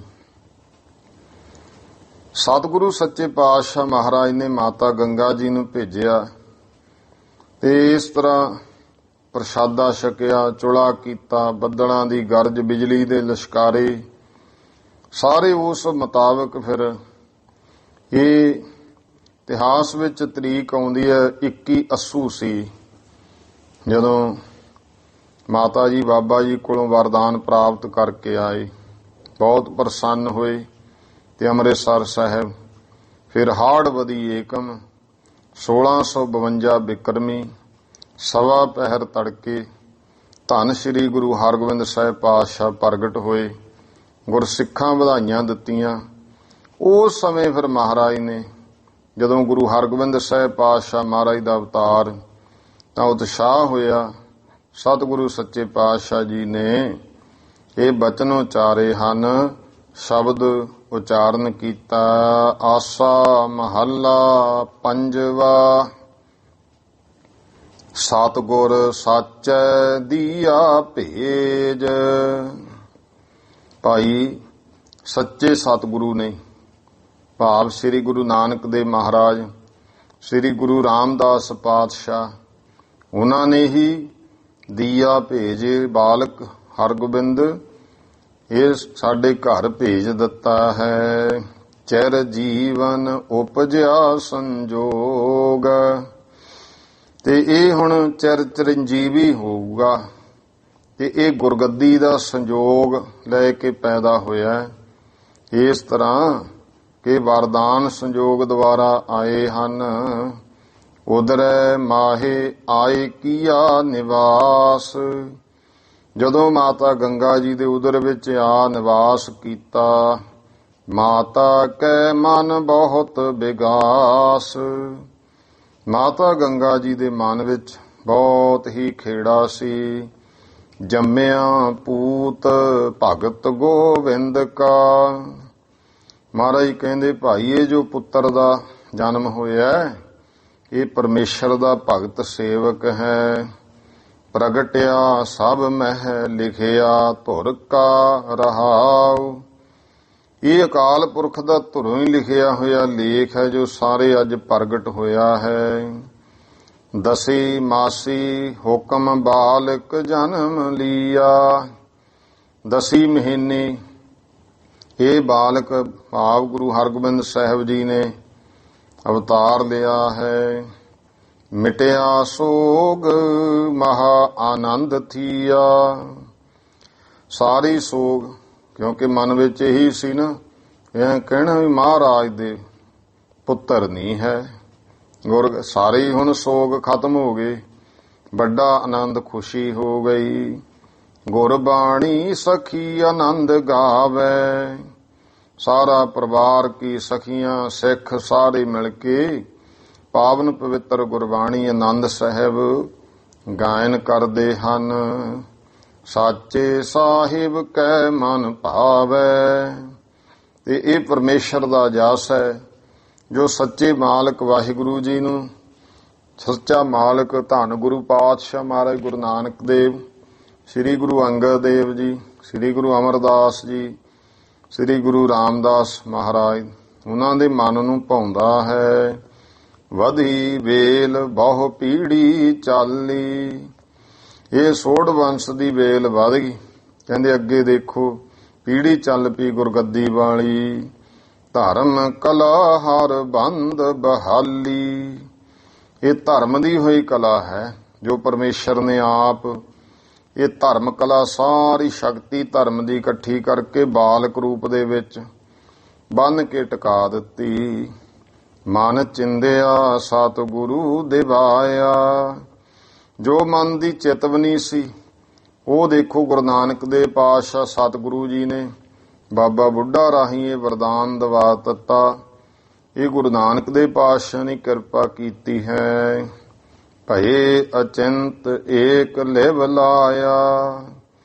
ਮਹਾਰਾਜ ਕਹਿੰਦੇ ਚਿੰਤਾ ਤੋਂ ਰਹਿਤ ਹੋ ਗਏ ਹਾਂ ਸਾਰੇ। ਦੇਖੋ ਇੱਕ ਪਰਮਾਤਮਾ ਨਾਲ ਹੀ ਸਭ ਦੀ ਲਿਵ ਲਾ ਦਿੱਤੀ।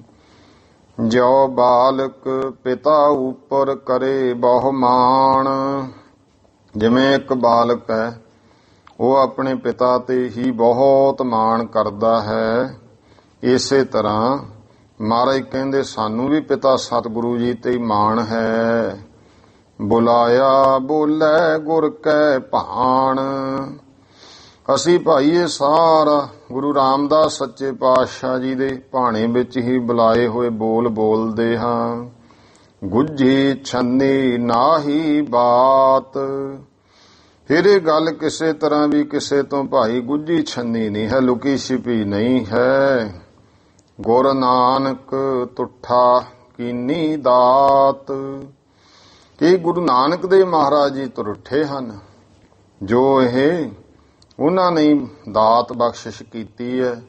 ਬਾਬਾ ਬੁੱਢਾ ਜੀ ਨੇ ਐਸਾ ਬਰ ਬਚਨ ਕੀਤਾ। ਇਹ ਉਹਨਾਂ ਦੀ ਰਸਨਾ ਤੇ ਗੁਰੂ ਨਾਨਕ ਦੇ ਮਹਾਰਾਜ ਜੀ ਵਸਦੇ ਆ। ਜਾਣੋ ਭਾਈ ਗੁਰੂ ਨਾਨਕ ਦੇ ਪਾਤਸ਼ਾਹ ਹੀ ਤੁਰਠੇ ਜਿਨ੍ਹਾਂ ਨੇ ਐਸੀ ਕਿਰਪਾ ਕੀਤੀ ਹੈ। ਦੋਹਰਾ ਨਗਰ ਬਟਾਲੀ ਸੁਧ ਭਈ ਨਰ ਨਾਰੀ ਹੁਲਸਾਏ। ਬਡਾਲੀ ਨਗਰ ਦੇ ਵਿੱਚ ਖਬਰ ਹੋ ਗਈ ਹੈ। ਸਾਰੇ ਮਾਈ ਭਾਈ ਬਹੁਤ ਪ੍ਰਸੰਨ ਹੋਏ ਹਨ। ਦੇਹ ਵਧਾਈ ਆਏ ਬਹੁ ਦੁਆਰੇ ਬਾਜ ਬਜਾਏ। ਬਹੁਤ ਵਧਾਈਆਂ ਦਿੰਦੇ ਆ ਕੇ ਤੇ ਬਾਜ ਨਾਮ ਨਗਾਰੇ ਢੋਲ ਦਾ ਵੀ ਹੈ। ਗੁਰੂ ਪਾਤਸ਼ਾਹ ਮਹਾਰਾਜ ਦੇ ਦਰ ਤੇ ਢੋਲ ਵਜਾਉਂਦੇ ਹਨ। ਚੌਪਈ ਬਹੁ ਵਿਧ ਕੇ ਉਤਸਵ ਤਹਿ ਭਏ। ਬਹੁਤ ਤਰ੍ਹਾਂ ਦੇ ਉਤਸਵ ਖੁਸ਼ੀਆਂ ਉੱਥੇ ਹੋਈਆਂ ਹਨ। ਅਨਕ ਕਵਨ ਤੇ ਜਾਤ ਨ ਕਹੇ। ਕਿੰਨੀਆਂ ਕੁ ਕਹਿੰਦੇ ਉਤਸਵ ਹੈ, ਅਨੇਕਾਂ ਕਵੀ ਵੀ ਇਕੱਠੇ ਹੋ ਜਾਣ। ਸੰਤ ਰੇਣ ਜੀ ਕਹਿੰਦੇ ਭਾਈ ਉਹਨਾਂ ਨੂੰ ਕਿਹਾ ਨਹੀਂ ਜਾ ਸਕਦਾ ਹੈ। ਦਿਵਸ ਦਵਾਦਸ ਤਾਂ ਬਿਤਾਏ।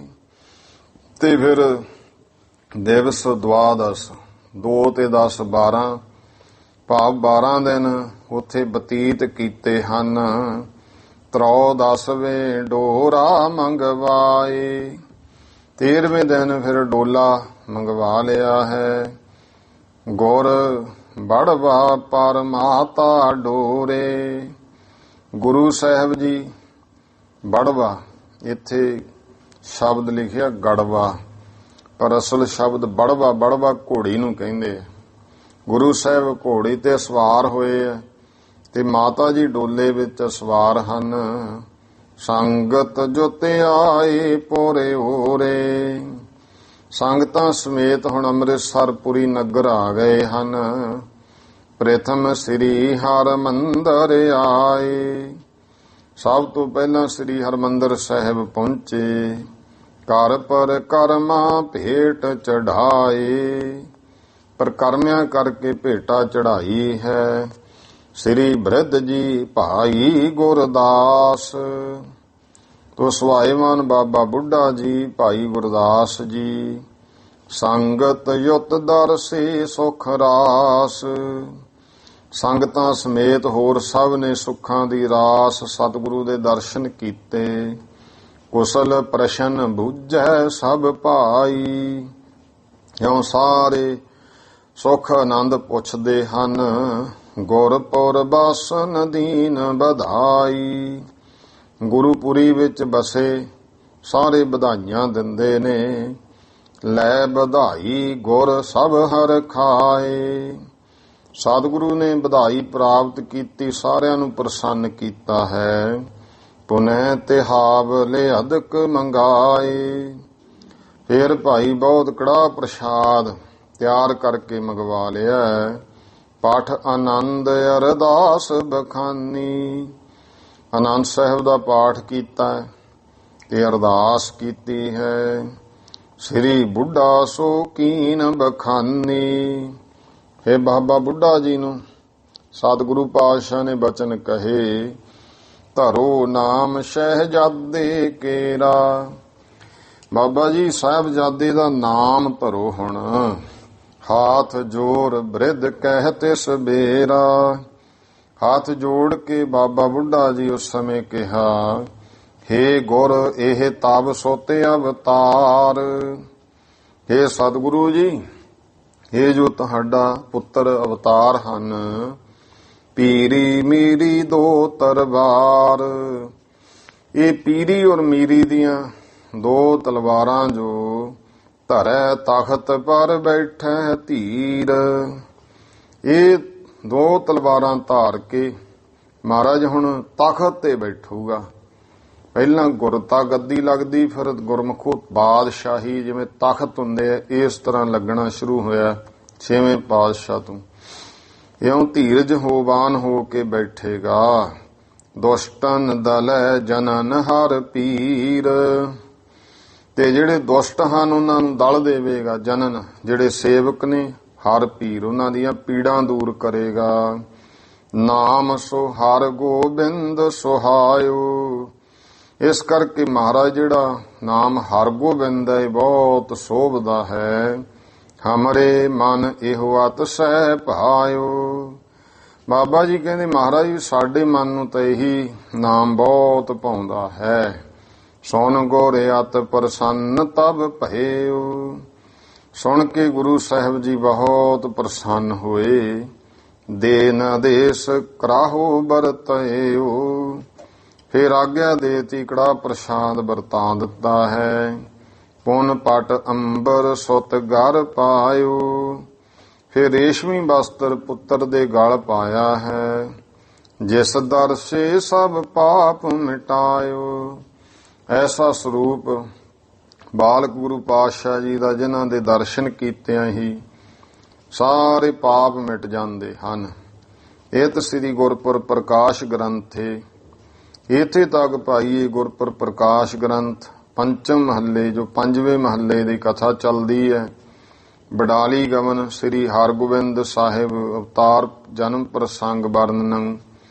ਗੁਰੂ ਹਰਗੋਬਿੰਦ ਸਾਹਿਬ ਜੀ ਦਾ ਅਵਤਾਰ ਹੋਣਾ ਇਹ ਪ੍ਰਸੰਗ ਵਰਣਨ ਕੀਤਾ। ਨਾਮ ਪੰਚ ਦਸਮ ਮੰਦਰ ਹੈ। 15ਵੇਂ ਘਰ ਦਾ ਇਹ ਪ੍ਰਸੰਗ ਹੈ। ਦੋਹਰਾ ਪੈੜਾ ਮੋਖਾ ਸਿੱਖ ਇੱਕ ਸ੍ਰੀ ਸਤਿਗੁਰ ਕੇ ਪਾਸ। ਇੱਕ ਪੈੜਾ ਮੋਖਾ ਨਾਮ ਦਾ ਸਿੱਖ ਸ੍ਰੀ ਗੁਰੂ ਅਰਜਨ ਦੇਵ ਜੀ ਦੇ ਕੋਲ ਸੇਵਾ ਸੰਗਤ ਕੀ ਕਰੈ, ਸਿੱਖੀ ਹਿਰਦੈ ਪ੍ਰਕਾਸ਼। ਸਾਰੀ ਸੰਗਤ ਦੀ ਬਹੁਤ ਸੇਵਾ ਕਰਦਾ ਤੇ ਜਿਹਦੇ ਹਿਰਦੇ ਵਿੱਚ ਸਿੱਖੀ ਦਾ ਪ੍ਰਕਾਸ਼ ਹੈ। ਚੌਪਈ ਤਾਹੇ ਹਕਾਰ ਗੁਰੂ ਬਚ ਭਨਿਓ। ਉਹਨੂੰ ਸੱਦ ਕੇ ਸਤਿਗੁਰਾਂ ਨੇ ਬਚਨ ਕਿਹਾ, ਦੇਸ ਸੰਗਲਾ ਦੀਪ ਜੋ ਸੁਨਿਓ। ਭਾਈ ਜੋ ਸੰਗਲਾ ਦੀਪ ਦੇਸ਼ ਤੂੰ ਸੁਣਿਆ ਹੈ, ਸ੍ਰੀ ਨਾਨਕ ਸਤਿਗੁਰ ਤਹਿ ਗਏ। ਸ੍ਰੀ ਗੁਰੂ ਨਾਨਕ ਦੇਵ ਮਹਾਰਾਜ ਉੱਥੇ ਗਏ ਸਨ। ਗੁਰਮਤ ਤਹਾਂ ਦ੍ਰਿੜਾਵਤ ਭਏ। ਜਿੱਥੇ ਗੁਰੂ ਦੀ ਮੱਤ ਸਤਿਗੁਰੂ ਪਾਤਸ਼ਾਹ ਨੇ ਗੁਰਮਤ ਨੂੰ ਦ੍ਰਿੜਾਇਆ ਹੈ। ਸਿੱਖ ਕੀਨ ਰਾਜਾ ਸ਼ਿਵਨਾਭ। ਜਿੱਥੇ ਸ਼ਿਵਨਾਭ ਰਾਜੇ ਨੂੰ ਮਹਾਰਾਜ ਨੇ ਆਪਣਾ ਸਿੱਖ ਬਣਾਇਆ। ਪ੍ਰਾਨ ਸੰਗਲੀ ਰਚੀ ਅਜਾਬ। ਇੱਕ ਬੜੀ ਅਜਾਬ, ਅਜਾਬ ਦਾ ਭਾਵ ਹੈ ਚਰਜ। ਮਹਾਰਾਜ ਨੇ ਉੱਥੇ ਪ੍ਰਾਨ ਸੰਗਲੀ ਜਿਹੜਾ ਹੈ ਉਹ ਰਚਿਆ। ਭਾਵ ਐਸੇ ਬਚਨ ਜਿਨ੍ਹਾਂ ਨੂੰ ਪ੍ਰਾਣ ਸੰਗਲੀ ਕਿਹਾ ਜਾਂਦਾ, ਜਿਵੇਂ ਕੋਈ ਇੱਕ ਪ੍ਰਸੰਗ ਹੈ, ਉਹ ਮਹਾਰਾਜ ਨੇ ਉੱਥੇ ਰਚਿਆ ਸੀ ਉਪਦੇਸ਼ ਦਿੰਦਿਆਂ। ਤੇ ਬਚਨ ਕਹੇ ਸੀ, ਸ਼ਿਵਨਾਭ ਇਹਦੀ ਸੇਵਾ ਕਰਨੀ, ਸੰਭਾਲ ਕੇ ਰੱਖਣਾ। ਕੋਈ ਸਮਾਂ ਆਵੇਗਾ, ਇੱਕ ਸਿੱਖ ਆਊ ਸਾਡਾ, ਉਹ ਤੇ ਤੋਂ ਮੰਗ ਕਰੂਗਾ, ਉਦੋਂ ਇਸ ਆਪ ਦੀ ਔਲਾਦ ਨੂੰ ਸਮਝਾ ਜਾਈ, ਉਹਦੇ ਨੂੰ ਦੇ ਦੇ। ਉਹ ਫਿਰ ਸਮੇਂ ਨਾਲ ਦੇਖੋ ਉਹਦੀ ਔਲਾਦ ਸੇਵਾ ਕਰਦੀ ਰਹੀ ਸੰਭਾਲ ਕੇ, ਗਾਂ ਦੀ ਗਾਂ ਭਾਈ ਕੋਈ ਸਿੱਖ ਆਊ, ਜਦੋਂ ਇਹ ਮੰਗੂਗਾ ਕਿ ਉਦੋਂ ਦੇ ਦੇਣਾ। ਤੇ ਮਹਾਰਾਜ ਕਹਿੰਦੇ ਉਸ ਚਰਜ ਪ੍ਰਾਨ ਸੰਗਲੀ ਉੱਥੇ ਰਚੀ, ਗਮਨ ਕਾਲ ਐਸੇ ਤਹਿ ਕਇਓ। ਇਸ ਤਰ੍ਹਾਂ ਵੀ ਉੱਥੋਂ ਮਹਾਰਾਜ ਜਦੋਂ ਚੱਲੇ, ਫਿਰ ਉਹਨਾਂ ਨੇ ਐਸਾ ਬਚਨ ਕੀਤਾ ਸੀ, ਸਿੱਖ ਹਮਾਰੋ ਆਏ ਤੇ ਦਇਓ। ਜਦੋਂ ਕੋਈ ਸਾਡਾ ਭਾਈ ਸਿੱਖ ਆਊ ਮੰਗੇਗਾ, ਉਦੋਂ ਤੁਸੀਂ ਇਹ ਦੇ ਦੇਣੀ। ਅਬਹਿ ਜਾਏ ਤੇ ਗ੍ਰੰਥ ਲਿਆਵੋ। ਹੁਣ ਤੂੰ ਜਾ ਭਾਈ ਇਹ ਗ੍ਰੰਥ ਲੈ ਕੇ ਆ। ਹੁਕਮ ਨਾਮ ਨ੍ਰਿਪ ਪੈ ਲੈ ਜਾਵੋ। ਇਹ ਰਾਜੇ ਦੇ ਕੋਲੇ ਹੁਕਮਨਾਮਾ ਨਾਲ ਤੂੰ ਲੈ ਜਾ। ਅਸ ਕਹਿ ਹੁਕਮ ਨਾਮ ਲਿਖਵਾਇਓ। ਇਸ ਤਰ੍ਹਾਂ ਭਾਈ ਕਹਿ ਕੇ ਫਿਰ ਮਹਾਰਾਜ ਨੇ ਹੁਕਮਨਾਮਾ ਲਿਖਵਾ ਦਿੱਤਾ। ਹੋਏ ਪ੍ਰਸੰਨ ਪੈੜੇ ਕਰ ਦਾਇਓ। ਇਹ ਪ੍ਰਸੰਨ ਹੋ ਕੇ ਭਾਈ ਪੈੜੇ ਦੇ ਹੱਥ ਵਿੱਚ ਹੁਕਮਨਾਮਾ ਫੜਾ ਦਿੱਤਾ। ਪੁਨ ਕਹਿ ਪੋਥੀ ਖੋਲੋ ਨਾਹੀ। ਫਿਰ ਇਹ ਵੀ ਬਚਨ ਕਰਤੇ, ਭਾਈ ਗੁਰਸਿੱਖਾ ਤੈਂ ਉਹ ਪੋਥੀ ਨੂੰ ਖੋਲਣਾ ਨਹੀਂ ਹੈ। ਰਾਹ ਗਮਨ ਕੋ ਸਭ ਬਤਲਾਹੀ। ਚੱਲਣ ਵਾਸਤੇ ਕਿਹੜੇ ਰਸਤੇ ਜਾਣਾ ਸਾਰਾ ਦੱਸ ਦਿੱਤਾ। ਮਸਤਕ ਟੇਕ ਸਿਮਰ ਗੁਰ ਗਇਓ। ਤਾਂ ਉਹ ਸਿੱਖ ਮੱਥਾ ਟੇਕ ਕੇ ਫਿਰ ਸਤਿਗੁਰੂ ਨੂੰ ਯਾਦ ਕਰਦਾ ਚਲਿਆ ਗਿਆ ਹੈ। ਸਭ ਮਗ ਉਲੰਘ ਸੁ ਪਹੁੰਚਤ ਭਇਓ। ਸਾਰਾ ਰਸਤਾ ਲੰਘ ਸੰਗਲਾ ਦੀਪ ਜਾ ਪਹੁੰਚਿਆ। ਸ਼ਿਵ ਨਾਭ ਪੁਰੀ ਕੋ ਦਰਸ਼ਨ ਕੀਨਾ। ਸ਼ਿਵ ਨਾਭ ਰਾਜੇ ਦੀ ਨਗਰੀ ਦਾ ਜਾ ਦਰਸ਼ਨ ਕੀਤਾ। ਨਿਰਪਤ ਪ੍ਰਸੰਗ ਭੂਜ ਸਭ ਲੀਨਾ। ਤੇ ਉੱਥੇ ਰਾਜੇ ਦਾ ਸਾਰਾ ਪ੍ਰਸੰਗ ਨੇ ਕਿਵੇਂ ਕਿਵੇਂ ਕੌਣ ਹੈ ਰਾਜਾ ਹੁਣ ਪੁੱਛ ਲਿਆ ਹੈ। ਮਾਇਆ ਮੇਦਨੀ ਤਿਸ ਕੋ ਨਾਮ। ਦੱਸਣ ਵਾਲਿਆਂ ਨੇ ਦੱਸਿਆ ਜੀ ਹੁਣ ਉਹਦੀ ਔਲਾਦ ਵਿੱਚ ਜਿਹੜਾ ਹੁਣ ਰਾਜਾ ਉਹਦਾ ਨਾਮ ਮਾਇਆ ਮੇਦਨੀ ਹੈ। ਚਲਤ ਪੰਥ ਸ਼ੁਭ ਗੁਣ ਗਨ ਧਾਮ। ਤੇ ਉਹ ਸ਼ੁਭ ਗੁਣਾ ਵਾਲਾ ਭਾਈ ਉਸ ਰਸਤੇ ਉਹਦੇ ਘਰ ਵੱਲ ਨੂੰ ਤੁਰ ਪਿਆ। ਰਾਏ ਸਿੰਘ ਕਾ ਤਾਤ ਪਿਰਾਮ। ਤੇ ਉਸ ਸਮੇਂ ਰਾਏ ਸਿੰਘ ਕਾ ਤਾਤ, ਇਹ ਜਿਹੜਾ ਸੀ ਸ਼ਿਵ ਨਾਭ ਦਾ ਪੋਤਰਾ ਸੀ, ਸੋਹਣਾ ਭਾਵ ਚੰਗਾ। ਸਿੱਖੀ ਮੈਂ ਪੂਰਨ ਗਨ ਧਾਮ। ਜੋ ਕਿ ਸਿੱਖੀ ਦੇ ਵਿੱਚ ਪੂਰਨ ਗੁਣਾਂ ਦਾ ਧਾਮ ਹੈ। ਸੁਨ ਸਭ ਪੌਰ ਧਾਰ ਟਿਕ ਜਾਏ। ਇਉਂ ਇਹ ਜਾ ਕੇ ਸੁਣ ਕੇ ਜਿਹੜਾ ਪੌਰਦਾਰ ਹੈ ਗੁਰਸਿੱਖ ਉਹਦੇ ਕੋਲ ਗਿਆ। ਗੁਰੂ ਨਿਕਟ ਤੈ ਮੈਂ ਚੱਲ ਆਏ।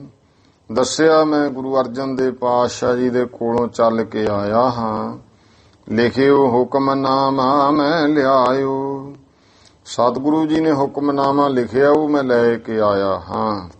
ਸੁਧ ਭੂਪਤ ਕੋ ਦੇਹੁ ਸੁਨਾਇਓ। ਤੁਸੀਂ ਭਾਈ ਜਾ ਕੇ ਰਾਜੇ ਨੂੰ ਖਬਰ ਦੇ ਦਿਓ। ਜਬ ਨ੍ਰਿਪ ਕੋ ਸਭ ਕਹੀ ਹਕੀਕਤ। ਜਦੋਂ ਰਾਜੇ ਨੂੰ ਸਾਰੀ ਹਕੀਕਤ ਦੱਸੀ ਹੈ। ਪਿਤਾ ਪਿਤਾਮੇ ਤੇ ਜੋ ਉਡੀਕਤ। ਜਿਹੜਾ ਦੇਖੋ ਪਿਓ ਦਾਦੇ ਤੋਂ ਉਡੀਕ ਰਹੇ ਸੀ ਕਦੋਂ ਸਿੱਖ ਆਊਗਾ। ਜੋ ਮਹਾਰਾਜ ਨੇ ਬਚਨ ਕਹੇ ਮੰਗ ਕਰੂਏ ਪ੍ਰਾਣ ਸੰਗਲੀ ਗ੍ਰੰਥ ਉਹਨੂੰ ਸੌਂਪਣਾ। ਉਹ ਜੋ ਉਡੀਕ ਰਿਹਾ ਸੀ। ਤਤ ਛਿਨ ਉੱਠਿਓ ਅਗਾਊ ਆਇਓ। ਰਾਜਾ ਤੁਰੰਤ ਉੱਠਿਆ ਤੇ ਅੱਗੇ ਚੱਲ ਕੇ ਆਇਆ ਹੈ। ਕਰ ਆਦਰ ਸਦਨਹਿ ਪ੍ਰਭ ਸਾਇਓ। ਤੇ ਬਹੁਤ ਆਦਰ ਕੀਤਾ ਗੁਰਸਿੱਖ ਦਾ, ਆਪਣੇ ਘਰ ਦੇ ਵਿੱਚ ਪ੍ਰਵੇਸ਼ ਕਰਵਾਇਆ। ਸ਼ੁਭ ਆਸਨ ਪਰ ਨਿਕਟ ਬਿਠਾਏ। ਚੰਗੇ ਆਸਣ ਤੇ ਕੋਲ ਬਿਠਾ ਲਿਆ ਹੈ। ਨਿਰਪਜੁਤ ਸਭ ਹਨ ਬੰਦੇ ਪਾਏ। ਰਾਜੇ ਸਮੇਤ ਸਾਰਿਆਂ ਨੇ ਭਾਈ ਇਸ ਗੁਰਸਿੱਖ ਦੇ ਚਰਨ ਬੰਦਨਾ ਕੀਤੀ। ਇਹੀ ਪ੍ਰਾਤਨ ਸਮਿਆਂ ਦੀ ਗੁਰਮੁਖੋ ਮਰਜ਼ਾਦਾ ਕਿ ਸਤਿਗੁਰੂ ਸੱਚੇ ਪਾਤਸ਼ਾਹ ਮਹਾਰਾਜ ਦਾ ਇਉਂ ਕੋਈ ਗੁਰਸਿੱਖ ਜਾਂਦਾ ਤੇ ਬੰਦਨਾ ਕਰਨੀ, ਨਮਸਕਾਰ ਕਰਨੀ, ਇਹ ਮਰਜ਼ਾਦਾ ਰੀਤੀਆਂ ਪ੍ਰਾਤਨ ਸਮੇਂ ਤੋਂ ਇਹ ਸਤਿਕਾਰ ਸੀ। ਕੋਈ ਇਹ ਦੇਹ ਪੂਜਾ ਨਹੀਂ। ਇਹਦਾ ਭਾਵ ਕੀ ਹੈ ਕਿ ਕੋਈ ਜਿਹੜਾ ਕੋਈ ਗੁਰਸਿੱਖ ਆਉਂਦਾ ਹੈ ਉਹ ਭਾਵ ਸੀ ਕਿ ਗੁਰੂ ਦੇ ਦਰ ਤੋਂ ਚੱਲ ਕੇ ਆਇਆ ਹੈ। ਇਹ ਜਾਣੋ ਗੁਰਸਿੱਖ ਨੂੰ ਨਮਸਕਾਰ ਉਸ ਗੁਰੂ ਨੂੰ ਹੀ ਨਮਸਕਾਰ ਹੈ। ਤੇ ਸਤਿਗੁਰੂ ਸੱਚੇ ਪਾਤਸ਼ਾਹ ਮਹਾਰਾਜ ਦੀ ਇਹ ਕਿਰਪਾ, ਜੋ ਹੁਕਮਨਾਮਾ ਗੁਰ ਦੀਨਾ, ਜੋ ਭਾਈ ਹੁਕਮਨਾਮਾ ਗੁਰੂ ਕਾ ਉਹ ਸਿੱਖ ਨੇ ਦਿੱਤਾ ਹੈ। ਭਇਓ ਹਰਖ ਸਿਰ ਪਰ ਧਰ ਲੀਨਾ। ਰਾਜਾ ਖੁਸ਼ ਹੋ ਗਿਆ, ਹੁਕਮਨਾਮਾ ਲੈ ਕੇ ਸਿਰ ਤੇ ਰੱਖਿਆ ਹੈ। ਕਹਿ ਨਿਰਪ ਨਿਜ ਦਾਸਨ ਕਹਿ ਸੰਗਾ। ਰਾਜੇ ਨੇ ਆਪਣੇ ਸੇਵਕਾਂ ਨੂੰ ਕਿਹਾ, ਕਰੋ ਸਕਲ ਮੰਗਲ ਛਾਵ ਰੰਗਾ। ਕਿਉਂ ਕਰੋ ਸੋਹਣਾ ਸੁੰਦਰ ਮੰਗਲ ਖੁਸ਼ੀਆਂ ਉਹ ਕਰੋ ਭਾਈ। ਨਗਰ ਵਿਖੇ ਸਭ ਸੁਧ ਕੋ ਦੀਜੈ। ਸਾਰੇ ਨਗਰ ਵਿੱਚ ਇਸ ਗੱਲ ਦੀ ਖਬਰ ਦੇ ਦਿਓ, ਬਹੁ ਭਾਂਤਨ ਕੇ ਉਤਸਵ ਕੀਜੈ, ਕਿ ਬਹੁਤ ਤਰ੍ਹਾਂ ਦੇ ਉਤਸਵ ਖੁਸ਼ੀਆਂ ਮਨਾਈਆਂ ਜਾਣ। ਲਗ ਧੁੰਦ ਬਿਆਦਕ ਜਬ ਬਾਜੇ। ਛੋਟੀਆਂ ਜਿਹੜੀਆਂ ਨਗਾਰੇ ਫੇਰੀਆਂ ਉਹ ਜਦੋਂ ਭਾਈ ਇਤਿਆਦਿਕ ਬਾਜੇ ਵੱਜਣ ਲੱਗ ਪਏ। ਬੰਧਨਵਾਰ ਫੂਲ ਦਰਵਾਜੇ। ਬੰਧਨਵਾਰ ਲੜੀਆਂ ਫੁੱਲ ਦਰਵਾਜ਼ਿਆਂ ਤੇ ਲਾਏ। ਸਭ ਪੁਰ ਕੇ ਨਰ ਲਏ ਅਕੋਰ। ਸਾਰੇ ਨਗਰ ਦੇ ਲੋਕ ਇਕੱਠੇ ਕਰ ਲਏ ਹਨ। ਆਏ ਨਿਰਪਤ ਢਿਗ ਤਬ ਕਰ ਜੋਰ। ਸਾਰੇ ਰਾਜੇ ਕੋਲ ਹੱਥ ਜੋੜ ਕੇ ਪਹੁੰਚੇ ਹਨ। ਕਰਿਓ ਤਿਹਾਵਲ ਬ੍ਰਿੰਦ ਅਨਾਇਓ। ਕੜਾ ਪ੍ਰਸ਼ਾਦ ਬੇਅੰਤ ਤਿਆਰ ਕੀਤਾ ਹੈ। ਬਹੁਤ ਸੁਗੰਧ ਫੁੱਲਨ ਬਰਖਾਇਓ। ਬਹੁਤ ਸੁਗੰਧੀਆਂ ਫੁੱਲਾਂ ਦੀ ਵਰਖਾ ਕੀਤੀ। ਨਰਨ ਹਜ਼ਾਰਨ ਮੈਂ ਨਿਰਪ ਲੈ ਕੇ। ਹਜ਼ਾਰਾਂ ਲੋਕਾਂ ਨੂੰ ਨਾਲ ਲੈ ਕੇ ਰਾਜਾ ਪਠਿਓ ਹੁਕਮਨਾਮਾ ਸੁਖ ਪੈ ਕੇ। ਸੁਖ ਪਾ ਕੇ ਫਿਰ ਗੁਰੂ ਕਾ ਹੁਕਮਨਾਮਾ ਪੜਿਆ ਗਿਆ। ਪੈੜੇ ਸਿੱਖ ਕੋ ਦੇਖਣ ਕੀਜੈ। ਭਾਈ ਪੈੜੇ ਸਿੱਖ ਨੂੰ ਸਾਰੇ ਦੇਖਦੇ ਨੇ ਕਿ ਮਹਾਰਾਜ ਦੇਖੋ ਬਚਨ ਕਰਕੇ ਗਏ ਸੀ ਸਿੱਖ ਆਊਗਾ। ਇੰਨੇ ਸਮੇਂ ਬਾਅਦ ਗੁਰੂ ਅਰਜਨ ਦੇਵ ਪਾਤਸ਼ਾਹ ਹੁਣ ਉਹਨਾਂ ਦੀ ਗੁਰਤਾ ਗੱਦੀ ਤੇ ਮਾਲਕ ਹੈ। ਉਹਨਾਂ ਨੇ ਸਿੱਖ ਭੇਜਿਆ ਹੈ। ਪ੍ਰਾਨ ਸੰਗਲੀ ਇਸ ਕੋ ਦੀਜੈ। ਲਿਖਿਆ ਸੀ ਭਾਈ ਇਹ ਸਾਡਾ ਨਾਂ ਪੈੜਾ ਨਾਮ ਦਾ ਸਿੱਖ ਹੈ, ਇਹਨੂੰ ਤੁਸੀਂ ਪ੍ਰਾਣ ਸੰਗਲੀ ਗ੍ਰੰਥ ਦੇ ਦਿਓ। ਪਾਠ ਸੁਣ ਕੇ ਸਭ ਹੀ ਹਰ ਖਾਏ। ਪੜ੍ਹ ਸੁਣ ਕਰਕੇ ਸਾਰੇ ਖੁਸ਼ ਹੋਏ। ਭਾਂਤ ਭਾਂਤ ਕੀ ਭੇਟ ਚੜਾਏ। ਤਰ੍ਹਾਂ ਤਰ੍ਹਾਂ ਦੀਆਂ ਭੇਟਾਵਾਂ ਚੜਾਉਂਦੇ ਹਨ। ਕਹਿ ਲੱਗ ਕਹੂੰ ਉਛਾਹੇ ਸੋ ਕਰਿਓ। ਕਵੀ ਸੰਤ ਰੇਣ ਜੀ ਕਹਿੰਦੇ ਭਾਈ ਇੰਨਾ ਉਤਸ਼ਾਹ ਕੀਤਾ ਕਿੱਥੇ ਕੁ ਤੱਕ ਉਸ ਨੂੰ ਬਿਆਨ ਕਰੀਏ। ਦਰਸ਼ਨ ਜਨ ਸਤਿਗੁਰੂ ਨਿਹਰਿਓ। ਸਿੱਖ ਨੂੰ ਵੇਖ ਕੇ ਇੰਨਾ ਉਹਨਾਂ ਨੂੰ ਚਾਅ ਚੜਿਆ ਵੀ ਜਾਣੋ ਸਤਿਗੁਰੂ ਦੇ ਦਰਸ਼ਨ ਹੋ ਗਏ ਹਨ। ਸਿੱਖੀ ਰੀਤ ਦੇਖ ਕਰ ਤਾਹਾਂ। ਉਸ ਜਗ੍ਹਾ ਤੇ ਸਿੱਖੀ ਦੀ ਰੀਤੀ ਮਰਜ਼ਾਦਾ ਵੇਖ ਕੇ ਅਚਰਜ ਸਹਿਤ ਸੋ ਪੈੜਾ ਰਹਾ। ਭਾਈ ਪੈੜਾ ਸਿੱਖ ਬੜਾ ਅਚਰਜ ਹੈਰਾਨ ਰਿਹਾ, ਇੰਨੀ ਸਿੱਖੀ ਹੈ। ਧੰਨ ਗੁਰੂ ਨਾਨਕ ਨਿਰਧਾਰਿਓ। ਇਹ ਧੰਨ ਹੈ ਸ੍ਰੀ ਗੁਰੂ ਨਾਨਕ ਦੇਵ ਜੀ ਸੱਚੇ ਪਾਤਸ਼ਾਹ। ਅਵਨੀ ਮੰਡਲ ਸਕਲ ਉਧਾਰਿਓ। ਜਿਨ੍ਹਾਂ ਨੇ ਸਾਰੇ ਧਰਤੀ ਮੰਡਲ ਦਾ ਹੀ ਉਧਾਰ ਕੀਤਾ ਹੈ। ਕੇਤਕ ਦਿਨ ਰਹਿ ਸਭ ਸੁਖ ਪਾਏ। ਕੁਝ ਦਿਨ ਰਿਹਾ ਤੇ ਸਾਰੇ ਸੁਖ ਪਾਏ ਹਨ। ਪੁਨ ਚੱਲ ਬੇ ਹਿਤ ਬਾਤ ਅਲਾਏ। ਫਿਰ ਭਾਈ ਪੈੜੇ ਸਿੱਖ ਨੇ ਕਿਹਾ ਵੀ ਹੁਣ ਅਸੀਂ ਰਾਜਾ ਜਾਣਾ ਹੈ। ਬਹੁ ਮੋਲੀ ਵਥ ਨ੍ਰਿਪ ਨੇ ਦੀਨ। ਰਾਜੇ ਨੇ ਬੜੀਆਂ ਕੀਮਤੀ ਵਸਤੂਆਂ ਦਿੱਤੀਆਂ ਹਨ। ਪ੍ਰਾਨ ਸੰਗਲੀ ਸੌਂਪਨ ਕੀਨ, ਤੇ ਪ੍ਰਾਣ ਸੰਗਲੀ ਉਹ ਸੌਂਪ ਦਿੱਤੀ ਹੈ। ਆਪਣੀ ਬਿਨੈ ਲਿਖੀ ਅਰਦਾ, ਆਪਣੀ ਬਿਨੈ ਲਿਖੀ ਅਰਦਾਸ। ਫਿਰ ਰਾਜੇ ਨੇ ਪੱਤਰ ਲਿਖਿਆ, ਆਪਦੇ ਵੱਲੋਂ ਅਰਦਾਸ ਬੇਨਤੀ ਲਿਖੀ। ਮਮ ਮਸਤਕ ਤਵ ਚਰਨਾ ਪਾਸ। ਇਹ ਸਤਿਗੁਰੂ ਜੀ, ਮੇਰਾ ਮੱਥਾ ਤੁਹਾਡੇ ਚਰਨਾਂ ਤੇ ਹੈ। ਲੈ ਪੋਥੀ ਹੋਏ ਬਿਦਾ ਪਧਾਰਾ। ਭਾਈ ਪੈੜਾ ਨਾਮ ਦਾ ਸਿੱਖ ਉਹ ਪੋਥੀ ਲੈ ਕੇ ਸੰਗਲਾ ਦੀਪ ਤੋਂ ਚੱਲ ਪਿਆ। ਸਤਿਗੁਰ ਮਹਿਮਾ ਕਹਾਂ ਵਿਚਾਰਾ। ਸਤਿਗੁਰੂ ਦੀ ਕਿੰਨੀ ਮਹਿਮਾ ਉੱਥੇ, ਉਹਨੂੰ ਭਾਈ ਕਿੰਨਾ ਕੋਈ ਵਿਚਾਰੇ। ਵੱਡ ਪ੍ਰਤਾਪ ਪੂਰਨ ਸਭ ਭੂ ਪਰ। ਜਿਨ੍ਹਾਂ ਦਾ ਧਰਤੀ ਤੇ ਬਹੁਤ ਵੱਡਾ ਪ੍ਰਤਾਪ ਹੈ। ਜਹ ਕਹਿ ਛਾਏ ਰਹਿਓ ਸਭ ਉੱਪਰ। ਜਿੱਥੇ ਕਿੱਥੇ ਵੇਖੋ ਸਾਰੀ ਜਗ੍ਹਾ ਤੇ ਹੀ ਮਹਾਰਾਜ ਦਾ ਪ੍ਰਤਾਪ ਛਾਇਆ ਹੋਇਆ ਹੈ। ਮਗ ਮਹਿ ਆਵਤ ਸੰਗਤ ਹੇਰੇ। ਇਹ ਰਸਤੇ ਵਿੱਚ ਆਉਂਦਾ ਇਉਂ ਸੰਗਤਾਂ ਜਿਹੜੀਆਂ ਜੋ ਵੀ ਵੇਖਦੀਆਂ, ਇਸ ਕੀ ਪੂਜਾ ਹੋਤ ਬਡੇਰੇ। ਜਿੱਥੇ ਜਿੱਥੇ ਪਤਾ ਲੱਗਦਾ ਸਿੱਖ ਜਾ ਰਿਹਾ ਗੁਰੂ ਅਰਜਨ ਦੇਵ ਪਾਤਸ਼ਾਹ ਦਾ ਪ੍ਰਾਣ ਸੰਗਲੀ ਲੈ ਕੇ, ਸੰਗਤਾਂ ਭਾਈ ਬਹੁਤ ਰਸਤੇ ਵਿੱਚ ਪੂਜਾ ਕਰਦੀਆਂ, ਸਤਿਕਾਰ ਕਰਦੀਆਂ।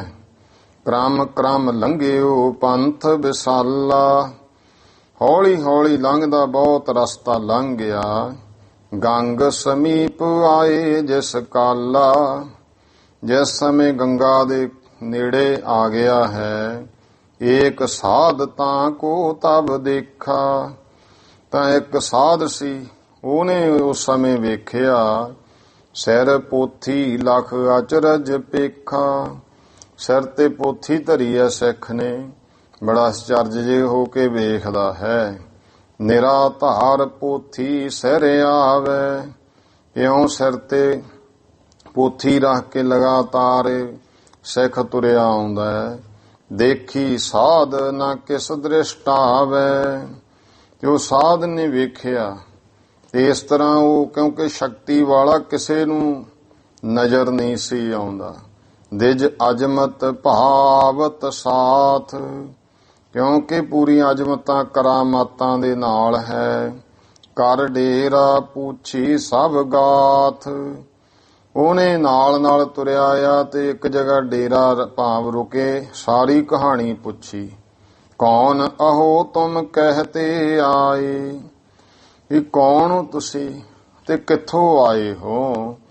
ਕੈਸੀ ਪੋਥੀ ਦੇਹੁ ਦਿਖਾਏ। ਉਹ ਕਹਿੰਦਾ ਵੀ ਇਹ ਪੋਥੀ ਕਿਹੋ ਜੀ ਹੈ ਜਿਹੜੀ ਸਿਰ ਤੇ ਰੱਖੀ, ਐਡੀ ਕੀ ਪਵਿੱਤਰ ਪੋਥੀ ਹੈ, ਕਿਰਪਾ ਕਰਕੇ ਮੈਨੂੰ ਦਿਖਾ। ਕਰੋ ਕਿਰਪਾ ਮੋਹਿ ਸਾਧੂ ਜਾਨ। ਇਹ ਮੇਰੇ ਤੇ ਕਿਰਪਾ ਕਰ, ਮੈਂ ਸਾਧੂ ਪੁਰਸ਼ ਹਾਂ, ਮੈਨੂੰ ਸਾਧੂ ਜਾਣ ਕੇ ਇਹਦੇ ਦਰਸ਼ਨ ਕਰਵਾ। ਮੈਂ ਆਇਓ ਦਰਸ਼ਨ ਹਿਤ ਠਾਨ।